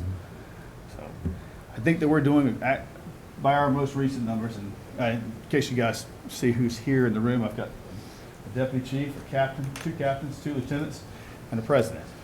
And they're all here to support. But we're trying to do everything we can to bring more people in. Our numbers are actually up on the national average. National average of volunteering is down 25%. Ours, we're actually holding where we're at. So we're staying where it is. The other big challenge is getting them trained. It takes about a year to get somebody trained. So I get them in the door, we start working with them right away, we get them in a CPR class, they go through many more steps than we used to go through 30 years ago. 30 years ago, you volunteered at the fire department, you came down, we gave you a set of turnout gear, and that was it, you went to work. Now it's background checks and affiliations and fingerprinting. And we don't give turnout gear to everybody because it is $5,000 a set. So until you start getting certified, and that's a thing that they want. They want turnout gear? All right, I need you to take that Fire 1 class and get certified. How I can look and give you that one. In years in the past, you joined the fire department, you got a set of gear right off Jump Street. Yeah. And we don't do that anymore, just for that reason. So, like I said, we're doing the best we can. One of our biggest struggles is consistency. Right now, I've got probably 20 members down there doing training. Tonight's training night. Half of them came here, half of them stayed back to staff the trucks. Tomorrow during the day, there might only be 2. So that's the big deal, the struggle right now. So. Do you think the average citizen recognizes that our fire service in Isle of Wight is volunteer? Absolutely not. And I'll tell you, it's a blessing and a curse. I'll tell all of you, some of you already know. We do a professional job. We wear a uniform. We are professionally trained. Yes, it's 18, 19-year-old kids, but when they get on that fire truck, they go out there and they do a job. They do a professional job. And most of the people that move to Carrollton don't know it. I'll give you an example. I pressure wash houses. I've been washing the same house for this man for 5 years. The gentleman lives in Greystone in Carrollton. This year, I went to his house, and usually when I go to his house, I talk to him for 30, 45 minutes at a time. Great guy. He worked public safety over in Newport News. He was in security over there. Talking to him this year, and I said, yeah, he asked me how one of his kids that he mentored, which is one of our CNU students, was doing. I said, he's doing great. He said, how are you doing down there? I said, I'm doing good. I said, I just got promoted. He said, you got promoted? I said, yeah. I said, I just became the fire chief, because I just became the fire chief this year. And he looks at me and he shakes my hand, actually gives me a hug, and he backs up and he looks at me and goes, oh no. I said, what? He goes, does that mean you're not going to pressure wash anymore? And I said, Derek, what do you mean? And he said, well, you got a big promotion, like you don't have to pressure wash anymore, do you? And I said, Derek, that's all volunteer. And he's lived there in Greystone for 8 years. No clue that it was volunteer fire department. And I explained to him that. I said, hey, we've got 2 paid providers there that are typically on the ambulance, but all of our crews on our fire trucks are volunteer. Just don't know. No. And like I said, I think that's a testament to us for doing a good job and being there and being on time and being professional. But that's the challenge I'm facing right now. And we have done a good job of getting out into homeowners associations and trying to let these people know, trying to get out there and say, hey, we are volunteer. And if you have 17-year-old kids or 18-year-old kids or whoever, it doesn't matter. We've actually opened up our jobs now to everybody. It used to be when you joined Carrollton Fire Department, Chief, it was Fire 1 and EMT. That's what you had to have. Now I've got people that will do just bookkeeping or helping with bookkeeping or helping with keep track of physicals, NFPA physicals, another thing. It used to be, like I said, you came in there and you joined. Now it's once a year you got to get an NFPA physical. And I got to have somebody that tracks that and make sure it's getting done and reminds you on your birthday month. So we've done a lot of things to try to increase it. I think we're doing well. I do think that we can develop a great what I like to call combination department, where we have the couple paid staff there, which our paid staff there now are great. That's another benefit to it, just to let y'all know. When those 3 or 4 juniors, young recruits, I call them my kids. They're all kids to me. When they're down at the firehouse and I'm not there, and our staff is not there, the paid staff has done a really good job of stepping up and training them. Well, if you're thinking you're new and you want to come volunteer and you want to be engaged in something, now you've got somebody there to help you pretty much all the time. They let them ride third on the trucks. They teach them how to do things, not only on just on the ambulance, but on the fire truck as well. So we've gained a lot of ground with that. That's been a great relationship. So when I can't be there, the paid staff is there, and the paid staff that we have worked really well with us. So I think that's just going to help boost our volunteering. I do honestly believe, and I know it's not the same issue, but we've got to get the bunk room situation fixed. I've got 8 people right now that are certified that want to live there but just have no place to stay. Mhm. That's got to be corrected. So Well, thank you for all that. I've just learned recently that, I guess I knew it, but I didn't understand that the fire service in Isle of Wight County is entirely volunteer, with the exception of, I guess, 1 shift a week at Smithfield. Is that right? Smithfield Fire has You have one person. 1 person Monday through Friday that's paid, right? But the rest of the volunteer fire service in the county is volunteer. yeah, and in the fire advisory meeting, like I presented to the rest of the chiefs from the area, and they were all in support.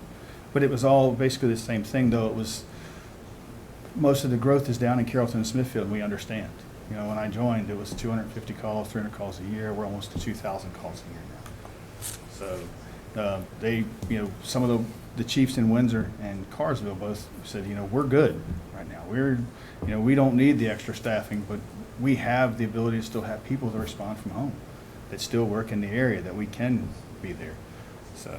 And they're running a lot fewer calls. That was their comments in the fire Very good. advisory. So, If there was a plea to the community for additional volunteers and stuff, you do have the floor, and this goes out on the web. What would you want to say to our citizens in terms of asking for volunteers, or even some of the youth to be more involved? You have an opportunity to speak. well, as far as the youth, we're working on getting into Smithfield High School and getting in there and starting the programs to help, you know, whether they want to do it an after-school program. We were talking tonight, and I was talking to one of the captains here, and having even an after-school program to where they can start this training, and we get them to affiliate. But what I'll say is, we need everybody. It's not just, I call them the kids, and they're 17, 18, 19, 20 years old, and they're gung-ho, they want to start a career. But I still need somebody that's 40 and 50. We've changed things with driving trucks. I can get a truck driver who's retired maybe, who's still in good shape, that I can put through a basic pump operator class and an EVOC class and teach them a few things in a couple weekends. And now I got somebody. The great thing about somebody that's 50 years old and retired is that they come in and they give knowledge and they give guidance to our young people. Even though they might not be, you know, officers or captains, lieutenants, chiefs, or anywhere else. I've got one of our best members is 50, Jake, 55? 56? 56 years old. He runs a fleet service company in Chesapeake. That's what his job is. He was never a full-time firefighter. He runs all of our fleet stuff. He saved us like $22,000 last year. He saved the county $22,000 last year in going through all of our fleet bills, because he knows what needs to be fixed on trucks and what don't. Doesn't matter where you're at, how old you are, who, you know, where you live. We'll take you. We got jobs. We got things that need to be done, and we'd love to help, you know, start somebody's career. You know, that's where I started. I started volunteering. I worked full-time for the city of Suffolk 23 years. I got about a year and a half left. I can retire. But I can name probably 50 names that have come through that door that all started that way. They started at Carrollton Fire Department, and they went on up to have careers. So, Well, based on tonight, we know that at least you're here for another 30 or 40 years. I got to do at least 20 more. All right, any other comments? Not directed to the chief here. I just guess ready to dig in and talk about this. To me, first of all, we have to address the immediate staffing need. how we address that, we have staff and all to figure that out. We have to figure out how we pay for it. Consistency. The questions that I have when I think about consistency is, what is our out-the-door time? And yes, I care about Carrollton because they're here tonight, but what about Rushmere, Carsville, Windsor? What's the out-the-door time? And then I want to know what's the response time. If a kitchen catches on fire in the middle of Central Hill, do they get the fire truck the same amount of time they get it across the street from Carrollton? We know the answer to that. I just use that as an example. It may be unrealistic to some degree. So to me, we back up a little bit. We'll talk about consistency. We need to do as a county, a real recruitment and educational campaign. And I say that not only for the obvious reasons that we need more volunteers, but whether it's today or 20 years from now, our constituents are going to most likely have to pay for additional salaries. And I think it's a shame if we have a large majority that says, I never knew we had volunteers. Well, what initiative is, I don't know if I've been in the fire service since I was old enough to be in it. And I never remember the county making a true initiative. And somebody, I think maybe it was one of the board members, somebody said, and I'll just throw a plug out there for another locality, but they said, you look at Virginia Beach, billboards, radio, all that stuff. And I get it. Somebody's going to say, you just wasted money. No, because if you look at the tens of millions of dollars this is going to cost us 5 to 10 years from now, you better make sure that you educate your public for 2 reasons. First of all, most important, that we get volunteers in the doors and get them on the rigs, et cetera, so on. But also, at the end of the day, when people say, I just don't have time, well, then that means we're going to pay the cost. And I plan on living here the rest of my life, so I'm going to be one of those people paying for it. So to me, you start off with a real recruitment initiative, not a $5,000 thing and a couple of flyers. You go at it like this is the end all. At the same time, we're talking about paid staffing, which you can unpack this thing, and I'm telling you, it can be very complicated, so I'll try to hit the highlights. So I'm just going to throw it out there, I don't need answers now, but things that come to my mind is I take 2 full-time people and I put them on the fire truck at Carrollton. Our people are fire medics, right? And a couple things come to mind. How are you going to rotate them? What do you mean rotate them? Well, I can tell you by experience, the 2 that are around the fire truck all the time, somebody's want to know how I get that gig, because I'm on this ambulance getting the beat down every day. So they're going to need to rotate. And if you don't rotate, somebody's going to know why, excuse me, I'm on the medic unit all the time. I'm a 56-hour work employee. I can show you on my little black book last time I was on a fire truck. Opens up a whole nother can of worms. So I'm just hitting those, I'm going to hit the highlights. We talk about our pay. We're not competitive in the region. We know that to be a fact. We cling to the fact that most likely we have some people that retired from other systems that can come here and they don't need to make top dollar to support their young family, etc. We have that. We have things like compression issues. We most likely have employees that if they reapply today may make more money because the starting salary may have gone up and they didn't get an increase. These are things that as a board I think we need to ask when we see a pay increase, what are we doing for our people that are already here? That falls on us. And I could go on, but I won't. The next thing I would lastly is a study. I don't like studies because most of the time in my life around fire service, studies were politicians that want to just kick a can down the road. I'm telling you that I think a study is needed because this is real money. It's public safety, number one, and it's real money. When I say real money, it will impact our budget in this county 20 years from now to the point that the schools will still be the only thing bigger than it. And it's going to be an obligation. It's not going to get any better. So things that I would think that you'd look at, because, for example, I just asked some questions about consistency. I don't have a study that tells me how long it takes for a Carrollton fire truck, on the average, and it's not fair to Chuck and his whole wonderful gang to ask him to give me the statistics on how long it takes you on average to get a truck out the door. And he may ask, you mean also that day the truck didn't get out the door or it took me half an hour to get? Yes, including that. Because I'd like to know that number so I can pivot to this department, that department, and places in the county that, quite honestly, we just don't have. When I say we don't have service, the facilities don't allow for that type of service.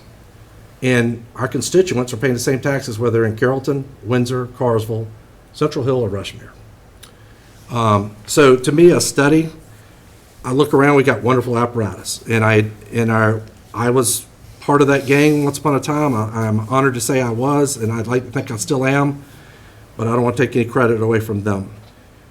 We bought the best fire apparatus we could buy. We allowed the volunteers to pick out what they wanted, what they needed, because quite literally, besides the fact they do a wonderful service, they saved this county millions of dollars. So to buy a fire apparatus back just a few years ago wasn't a real big deal. It was $500,000, $750,000, when in a lot of cases now we're talking $1 million, $2 million. And we're talking 2 to 3 years wait time with the 10% each year increase of the cost. My point is, we've been sitting in meetings with school systems that are talking about, we need this school, we need another school. I'm not going to debate that tonight, it's not part of the thing. But when you start buying fire trucks that are costing you $2 to $3 million, it doesn't take long for you to start, that money go towards, maybe they need to go to fire trucks, or maybe it needs to go to schools, I don't know. But a study would, and I think it's going to be up to us to craft how that study is. Somebody once told me, when I was talking about a study, he said that study's going to tell that the people that are paying the bills what they want to hear, what they want to know, not what they want to hear, what they want to know. So I think that it's up to us to really dig into, with using our advisory board on what we should be educated on, because they are our experts. I mean, we need to look at the number of fire apparatus, we need to look out the door time, facility locations, all that now. So there's a master plan. To Ms. Roundtree's point, she's been like, where is this plan and where is this plan? You're absolutely right, but there's no public safety plan. And I get it, well, you found it in this document. It doesn't need to be a 1-page or 2-pager. It probably needs to be about that thick, not because we want to make a lot of stuff to read, but because it's that important. So I guess what I would offer is to begin with, that of course we address their needs in whatever way, whatever action we need to take. I think we have to do a real recruitment drive from a county standpoint. And quite honestly, we need to focus on fire and rescue, even though volunteers throughout our county is what makes this whole community roll, whether you're volunteering to coach Little League or et cetera, but we have to focus right now on fire and rescue. And it also serves as an educational component to let everybody know that's why your taxes are at the tax rate it is today. That's why I was listening to Virginia Beach today, $1 what per 100? They've got paid staffing. So I put that out there, and I will say this, back to the paid staffing things. You think we have challenges today? Right now, we're running a 3-shift, right? Running 3 shifts, A, B, and C. There are people in our community, or in Hampton Roads, and definitely in the state, they're going to a 4th shift. Our firefighters run 56-hour, they work a 56-hour work week, and other localities are taking it down to 40 because they're adding a whole nother shift. We haven't even got 1 shift, all 3 shifts up to where we need them. Will they do like 11 to 11 or? No, they work 40 some hours instead of 56. So you get more days off. And that doesn't just go because we're trying to recruit people necessarily. There's supportive documentation on sleep deprivation, et cetera, so on, that's causing suicide rates and other health issues with first responders. But you can see what I'm getting at here. This is a really big deal that needs to be unpacked. Part of it is time sensitive because we need to make sure we address the concern. But I think I know y'all most likely do too, but we've really got to take this on and not just throw a Band-Aid on it and move on until 6 months later or a year later. Yeah, I agree. I think it has to be a multi-pronged approach. Obviously, the supplemental staffing, with the immediate need of 2 additional supplemental part-time positions through the end of this budget year. I think we should make a motion and appropriate that. I agree that the second order of business is a pay study, because we should align the positions with regional pay benchmarks, right? And we should agree that we're within a certain range of where everybody else is. I mean, we have to know what we're up against there. So, whether that's formal action to, put out a request for a pay study. I'm not real sure if we pay for that or if it's a consultant or if our staff can do it and report back. Again, I don't know exactly how that works, but we definitely need a pay study and then a resulting adjustment. And then thirdly, to look at volunteer recruitment and retention, exactly what you said. Whether that looks like a consultant-led kind of deal or whether it's a FTE coordinator or some kind of hybrid. Sometimes you have to pay attention. And, with an all-volunteer service, et cetera, it's really hard to pull all those things together, just like the chief was talking about all the administrative duties that have to be done. They just don't do themselves. So I think if we had someone or some kind of consultant led, again, I'm not advocating for a consultant, whatever that looks like, I think we should put some real focus and energy to it. I think then fourthly, the chief mentioned training being the draw for young people. So, entry-level training expansion. So whether that's volunteer-led or have a full-time coordinator or whatever, it's really, really important to get volunteers, because I've heard that before, right? People come and volunteer in Isle of Wight County because we offer the classes and all the things that keep you excited and help you earn your badges, and your courses and merit badges and everything else. So I also really then, fifthly, I really want to continue to talk about, and we haven't said this in a public forum, but well, I guess we did with the school board when we met, as a joint body last Tuesday. But I'd like to start to talk about either an after-school training program at the high schools or a CTE program.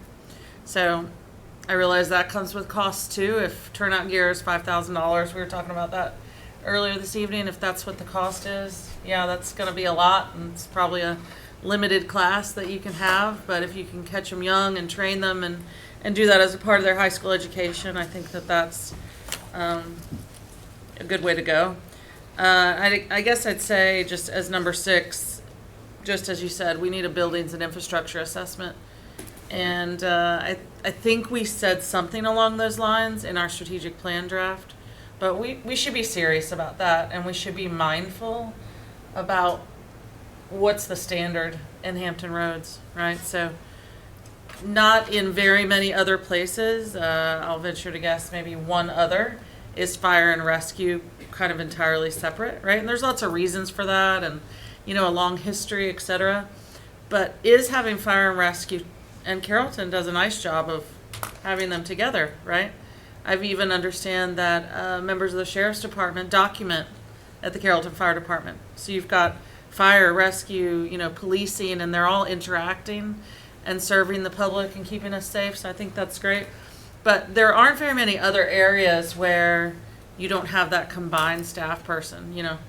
Isle of Wight Rescue is separate from Smithfield Fire, is separate from Carrollton Fire Department, is separate from Carrollton Rescue Squad, etc. So I think we really have to look at buildings and do an infrastructure assessment, because we need to work on the bunk room at Carrollton, because I think we're going to have some future needs in Windsor, etc. That we have to really, whether it's pay attention or whatnot, we have to really get specific on what's going to be best long-term, 10 and 20 years from now, when it comes to keeping the citizens safe. And it's not anything that you can just go with how the wind's blowing or with a feeling.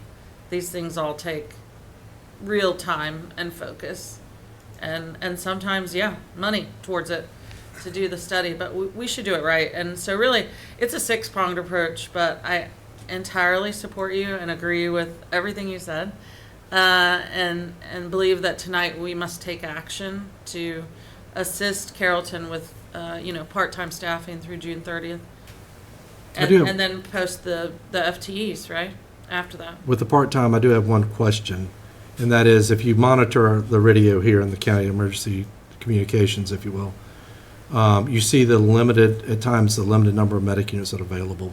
Is it safe to assume that the 2 people on that engine at Carrollton, when there are no ambulances in this county, will get on that second ambulance in Carrollton and go save a life? Yes, sir. Chief Mullen and I have had discussions about what this model is going to look like, and there's several ways you could do it. You could split the 2 crews, and if volunteers show up, a volunteer can go on the medic unit if they sign up for a certain period of time. And by all means, if all the ambulances are on calls on the north end, if you will, and Carsville's ambulance has been dispatched to Carrollton and the engine is sitting there with 2 qualified people, the medic unit would be put in service. Currently, we do that with the medic units. Now, if no one is there, volunteer fire, to get a truck out, or they need an operator, we put a medic unit out of service to respond in the fire truck. for a structure fire type call or something, you know, where there might be a imminent rescue that's needed. The medic unit will go out of service. The 2 paid staff currently will go on the fire truck and get it out the door. So that same process would occur if we're out of medic units and there's a medic unit sitting there, physically sitting there, and the personnel are there. So we're not waiting 40 minutes for a medic unit to get there from Carsville. Absolutely. So, and out of consistency, because that's, I think, a word that we really need to embrace here, I'd love to see how that overlay is. In other words, it's consistent. Today, Carsville Ambulance doesn't have to come all the way to Carrollton for them to do it. You know what I mean? It's very consistent. What is the expectation as opposed to whatever? And the only reason I say that, and this is a little bit of history, I'm going to dig up a couple bones here. So when I was chief at Carrollton Fire Department, and I had paid people there, I had paid people that would not get on an ambulance and let a volunteer drive them. So I had 2 ambulances with 2 paramedics, and they wouldn't split the crews. Now, I understand that that's ancient history, and I just put that out there because I believe it is. Wouldn't you agree? Yes, sir. Absolutely. The working relationship that we have, the paid staff has, as Chief Mullen mentioned, is really good. We're past all of that now. I have seen it evolve in the 2 years that I have been here, where the relationships between everybody is much better. We're all helping. It's truly a combination system, if you will, to get the job done. So the idea here, back to the Carrollton with the 2 part-time, the idea here is they're getting the truck there, and hopefully there'll be other volunteers come. You know, Chief Mullins mentioned he works locally, and unfortunately, it seems like he's the type of guy, I know him well, that would drop what he's doing and meet the fire truck on scene instead of having to go all the way to the station. And the reason I bring that up is it doesn't take long if you're in the fire service for 2 people to say, I can't do anything with 2 people. What are you talking about? I have to have 2 in and 2 out. Best I can do is stand there and watch the house burn. That's not what we're doing here, right? Correct. There are actions that can be done. So that is an NFPA standard, the 2 in, 2 out. You shouldn't send, unless you have an imminent rescue, then you can, I won't say omit or not adhere to the 2 in, 2 out. But there's a lot of things that can be done with the 2 people there. Is it the optimum? If there's no volunteers, the whole hope here, the whole concept here is we do not reduce the want and need for the volunteers to also be there. So these 2 people are just going to create the consistency, and like you say, there's other people in the community, there's other people coming from other stations to make up the amount of people we need to get the task done. So would it be possible, when you have an opportunity, to maybe share with the board, not this evening obviously, some of those standards? You mentioned NFPA standards, the 2 in and 2 out, which is pretty basic. The other stipulation on how many people you're supposed to have in a given amount of time on a structure fire. Right. And the reason why I say that is I think it speaks back to what we've already talked about. We really need, not to drag our feet, but it needs to be a really planned, and some way, when this board was a different group of people on the board, they know where we are on the plan and what needs to go next. And the reason I say is I think NFPA, we won't say. 1720. Sorry. 1720 sets standards and guidelines for combination and volunteer departments to meet certain standards. It is based on the makeup of your community.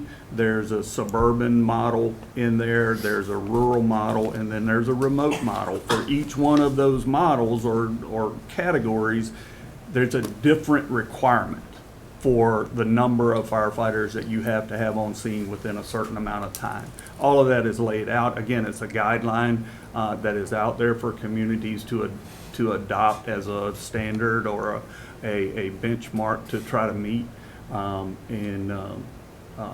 It is one of the things that have been discussed at the Fire Rescue Advisory Board is the board setting, what is the expectation going forward? I think if I can comment and jump in here just a little bit, we've gotten a little bit into some of the nuts and bolts. I think what is very, very clear, because public safety is a big part of our strategic plan going forward, And what we need to do perhaps is think about putting this in a work session where we can talk about a master plan, have representatives from emergency services and all come forward and begin nibbling at some things that some of us wouldn't know where to start. Joel has more experience probably, as well as Rudolph, on this board, where we could jump in on some of this, but with your expertise, then we can be talking about the pay, we can talk about a study, a lot of different things, but we probably need to move it into a work session situation so we can understand it. I'm thinking about tonight, we talked about the need, especially currently in Carrollton and all, and, we threw out $394,000 of some change, we threw out $465,000 of some change, and we also threw out in the year 27, $631,000 and change. I don't know, are we time sensitive to make a decision tonight, or can it be a part of our next meeting, Don? So, with regard to I guess you making a decision, what I would request is at least some direction that you are comfortable with us moving forward. We can come back to you at your next regular meeting with the specifics on the numbers for staffing, because budgetarily we should be okay at least for the next 30 days. We got enough to cover us Yeah. in the current budget, but Mhm. if you don't Take action.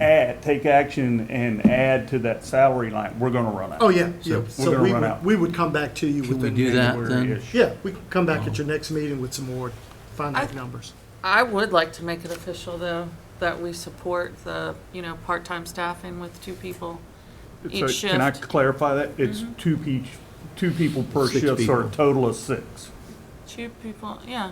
So I'll Okay. make a motion that for the Carrollton Fire Department, we support 2 people per shift for a total of 6, covered with part-time staffing, as Chief Winley has outlined, through the end of the current budget year. That would mean an appropriation of $394. So let us come back to you with the numbers. Yeah, I think we need to I'll stop it there. perhaps hold up on that until our next meeting, so we have the accurate numbers and things.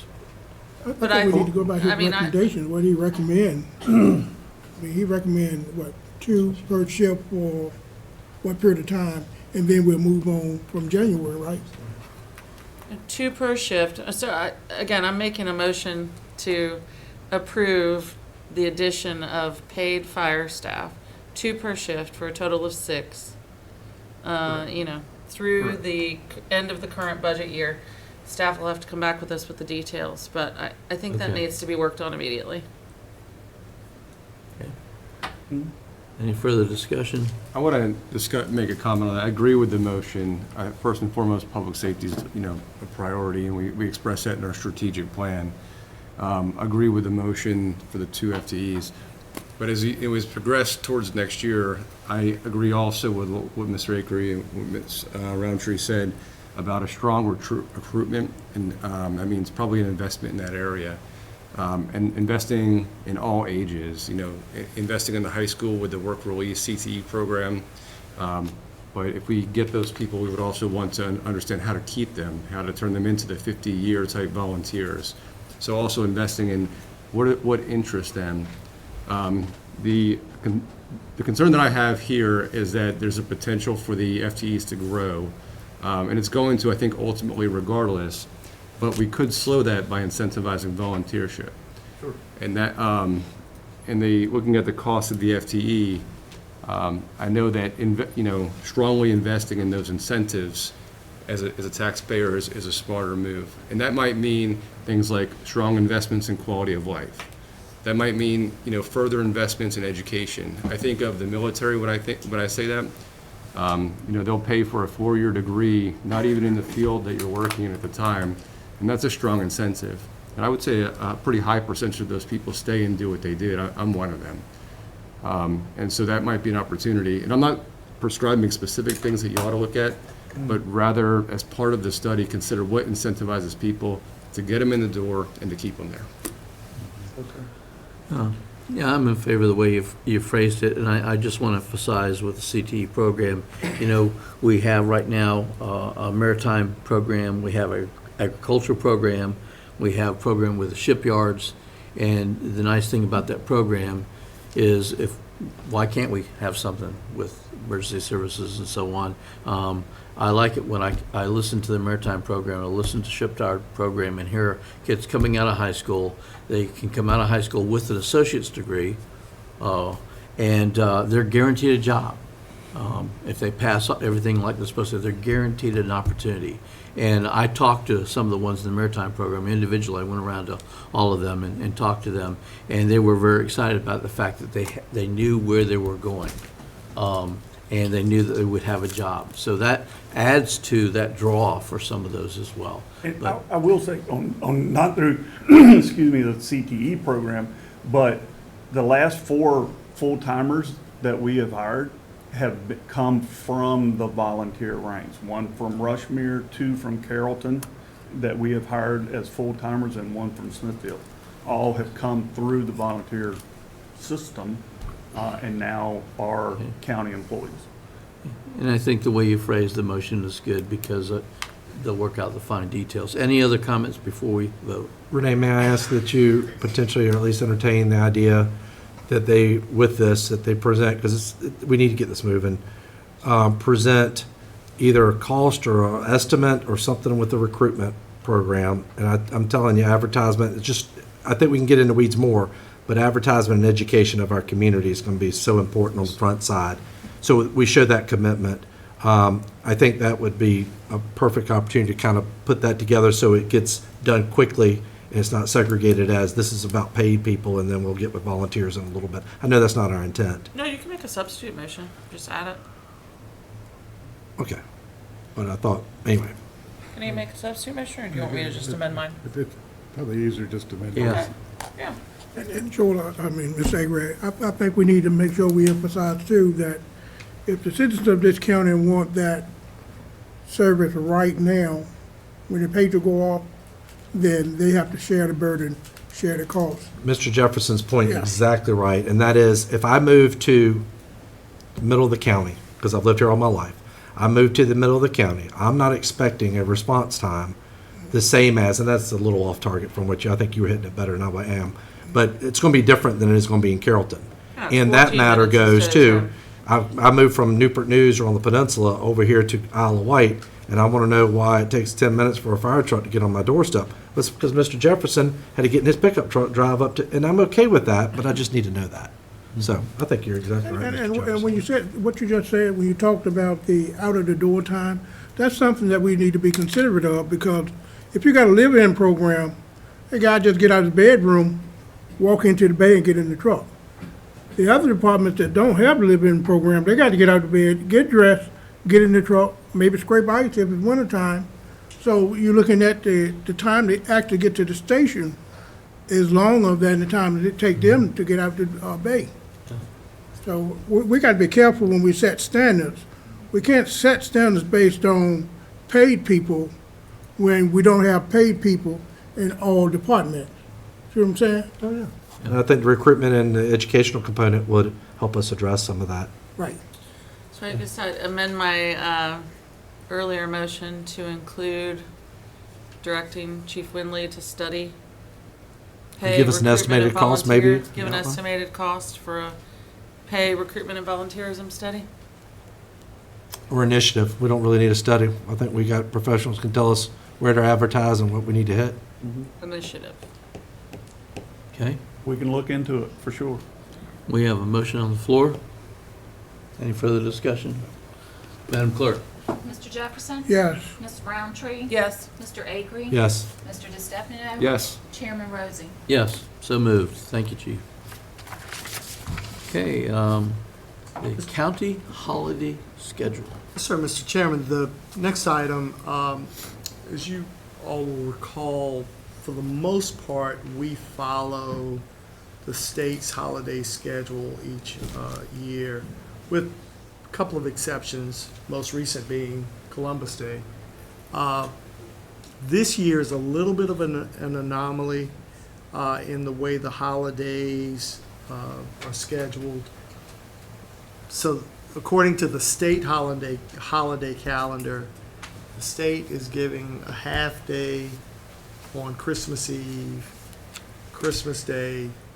Normally, we would take either the day or the day after Christmas off. So the way the schedule would work out this year is a half-day Christmas Eve, Christmas Day, and then that Friday, which is the day after.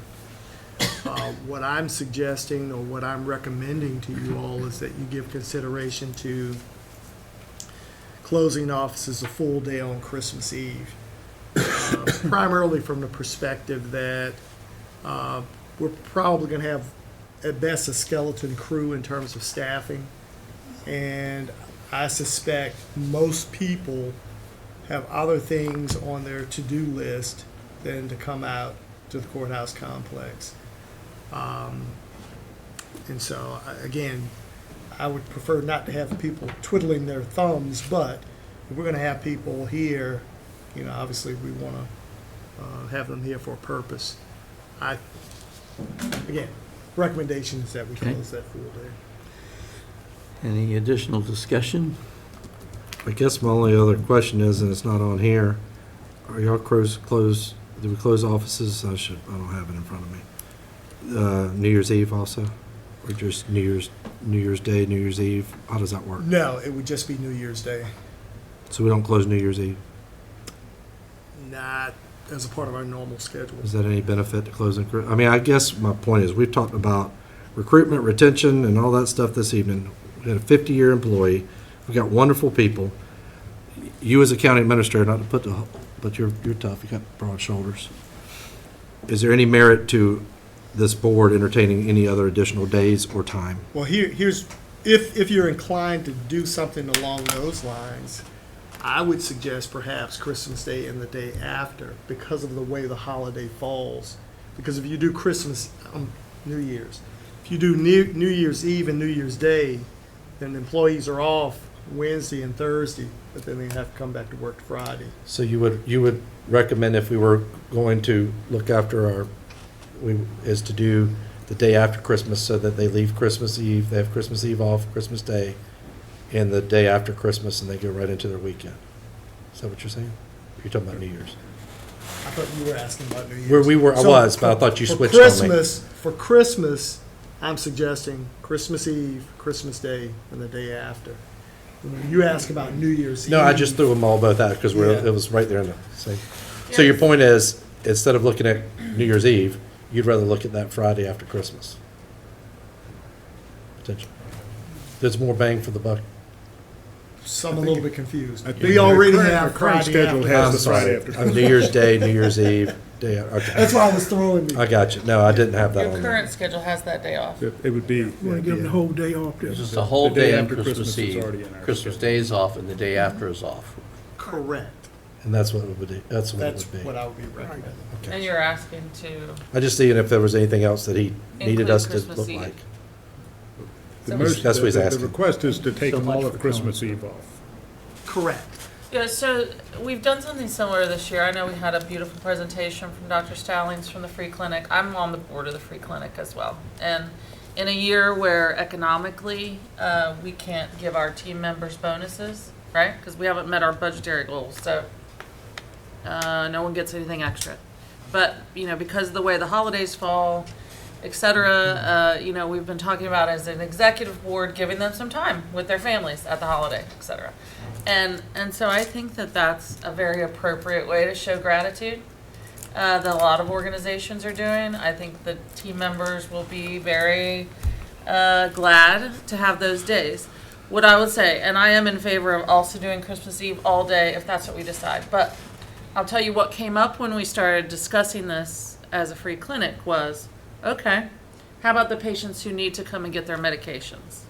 How about the people that need to come and pay for things, need to access the shelter, need to do whatever it is? I mean, are there, you know, business cycles and business licenses that need to be taken care of? And if, even though it's Christmas, yes, but if we are closed for 3 days in a row plus the weekend, you know, what kind of hurdle does 5 days in a row that the county is shut down? That's why I was kind of asking Yeah. him. But you look at it's a special time of the year. I mean, shutdowns are normal during that period. Totally agree, but are we bound by any code, ordinance, any response times that we have to meet. Will this cause any problem? Again, it's not like in healthcare where you're giving somebody a supply of medications and they have to know it far in advance. But I'm saying, are there things and details and timelines that we have to meet that giving off the entire staff for 5 days in a row is gonna? Now, our Hurt. deadlines will be self-imposed deadlines, things like making sure we get the agenda out or, internal things. But from a standpoint of, I guess, state or federal regulations, I'm not aware of anything that would impact And it's that. falling in a time of the month that things aren't due. Yeah. From the January 1st is a date that triggers things, or the last day of the month, but because of the holiday, it skips to the next day. But the fourth Wednesday of the month is not a date that typically drives anything. Well, that's good to hear. And it would actually just be the current schedule that's already adopted is 2.5 days. Yeah. So you're talking about really 4 hours. We're adding 4 hours to the. Just wanted to ask the question. Yep. See No, if it has any it's a good unintended question. consequences. No, it's a good 'cause- question. So do we have a motion? And I only say this as a 30-some-year employee for a locality. Those little things mean a lot. Yeah. And when you don't expect it, and you feel from a board meeting that they care enough to give me a little extra time, it goes a lot further sometimes than an extra few $100s. So anyway, That's why we did it at the free clinic. that's right. And That was, so- I thought, that was your point. So the main change we're talking about, at least at this point, would be just going from half-day to a full day on Christmas Eve. Correct. That's the change that we're talking about. Yes, So sir. do we have a motion on the floor? So move. Okay. No further discussion? Madam Clerk? Mr. Jefferson? Yes. Ms. Roundtree? Yes. Mr. Acree? Yes. Mr. DeStefano? Yes. Chairman Rosie? Yes, so moved. All Mr. right. Chairman, item C, as you all are well aware, the VACO annual meeting is coming up in a few weeks. Each year, they request that we provide voting credentials from the county, and so that would necessitate you all designating your voting delegate as well as your alternate voting delegate, so that we can provide that feedback to VACO. Make the motion to be the chair and vice chair. Any further discussion? What was the motion again? That our delegated voting, the voting delegate, and the alternative be our chairman and vice chair. Thank you. Yep. Okay. I just didn't hear any names. You used titles and I was Sorry. confused. That's okay. Rudy and Don. Okay, yeah. That's it. I got it now. Thank you. Madam Clerk? Mr. Jefferson? Yes. Ms. Roundtree? Yes. Mr. Acree? Yes. Mr. DeStefano? Yes. Chairman Rosie? Yes, so moved. And Mr. Chairman, the last item I had in your agenda tonight was the strategic plan. You all did some really good work earlier in the month on October 7th. The facilitator was able to provide the feedback pretty quickly in terms of a draft strategic plan. If you have not had a chance to read through it, I would ask you all to review the information. And take note, there are a couple of items that, the language was a little bit awkward in terms of us fully understanding, so we would certainly want to make sure that there's clarity with regard to every item in here.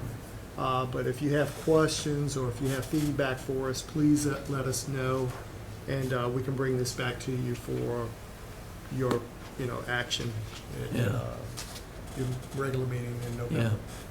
I would encourage members to do that, and that would help Don to put some things together and give some of us a little more time to review some of the information and maybe add some additional thoughts we've had coming out of that meeting rather than getting to a major discussion tonight on it. But what is your pleasure? I mean, I have a couple thoughts. I know this evening's Supervisor Stefano's last meeting. So he's worked very, very hard over this past several months, and I know he and I have had countless discussions about the strategic plan and direction, and as I've written things, he's edited them and given his own, again, countless hours, assisting so that we can get to where we are today with this draft, because I do think the strategic plan was born not just from 3 hours one morning on the 7th of October, but months and months of research and going through documents and work and effort. So, even if we're not going to have a long discussion this evening about our thoughts, and I wouldn't have too much to say. I actually found the document, pretty much right on as to what we talked about. So any of my comments, I'll tell you that I'll send to Mr. Robertson over email. But I did want to make sure that Mr. DeStefano had a chance to, voice his Yeah, I don't opinions want about to, the process and or his additions or subtractions, since after the election, the new person takes over, right? So this is actually his last meeting. so I don't want to discourage any comments in light of that, and so please have the floor, sir. I appreciate that. I like the strategic plan that, we worked together. Appreciated the time that we spent together. I think we made a good product, and I think that the preparer did a pretty good job at capturing our thoughts. There are some minor comments that I'll give you, but a thematic comment that I'll give you is aligning the strategic plan with the CIP, and some of the actions in here, later in fiscal year 27. I really think we can do a better job in bringing that left. I think, the CIP committee that Ms. Roundtree and I are on has made some pretty good progress to come up with new and refreshed ideas in the way to approach a CIP that are, and keep in line with the strategic plan. So the comments that I give that are most substantive will be in that area.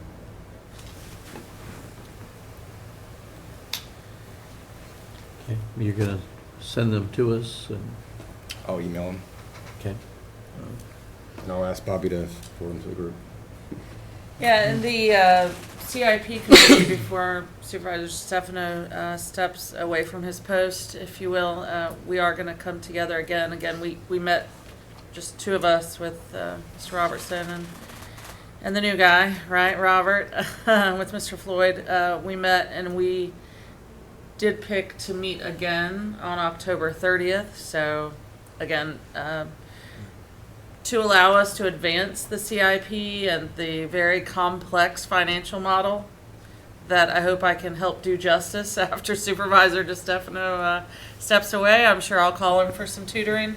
But we wanted to do that before the end of his term, right? And spend some good time understanding the financial model he's built and how it can help us be strategic over the next, 10-year CIP. So just to let you know, again, the CIP committee is meeting again, at least one more time before we let him go, as we did this evening. And again, make good progress this evening, but wanted to do that.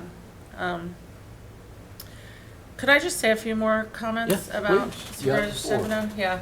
So, being that this is your last meeting, I want to say thank you. Not only from the citizens of the county, but just personally.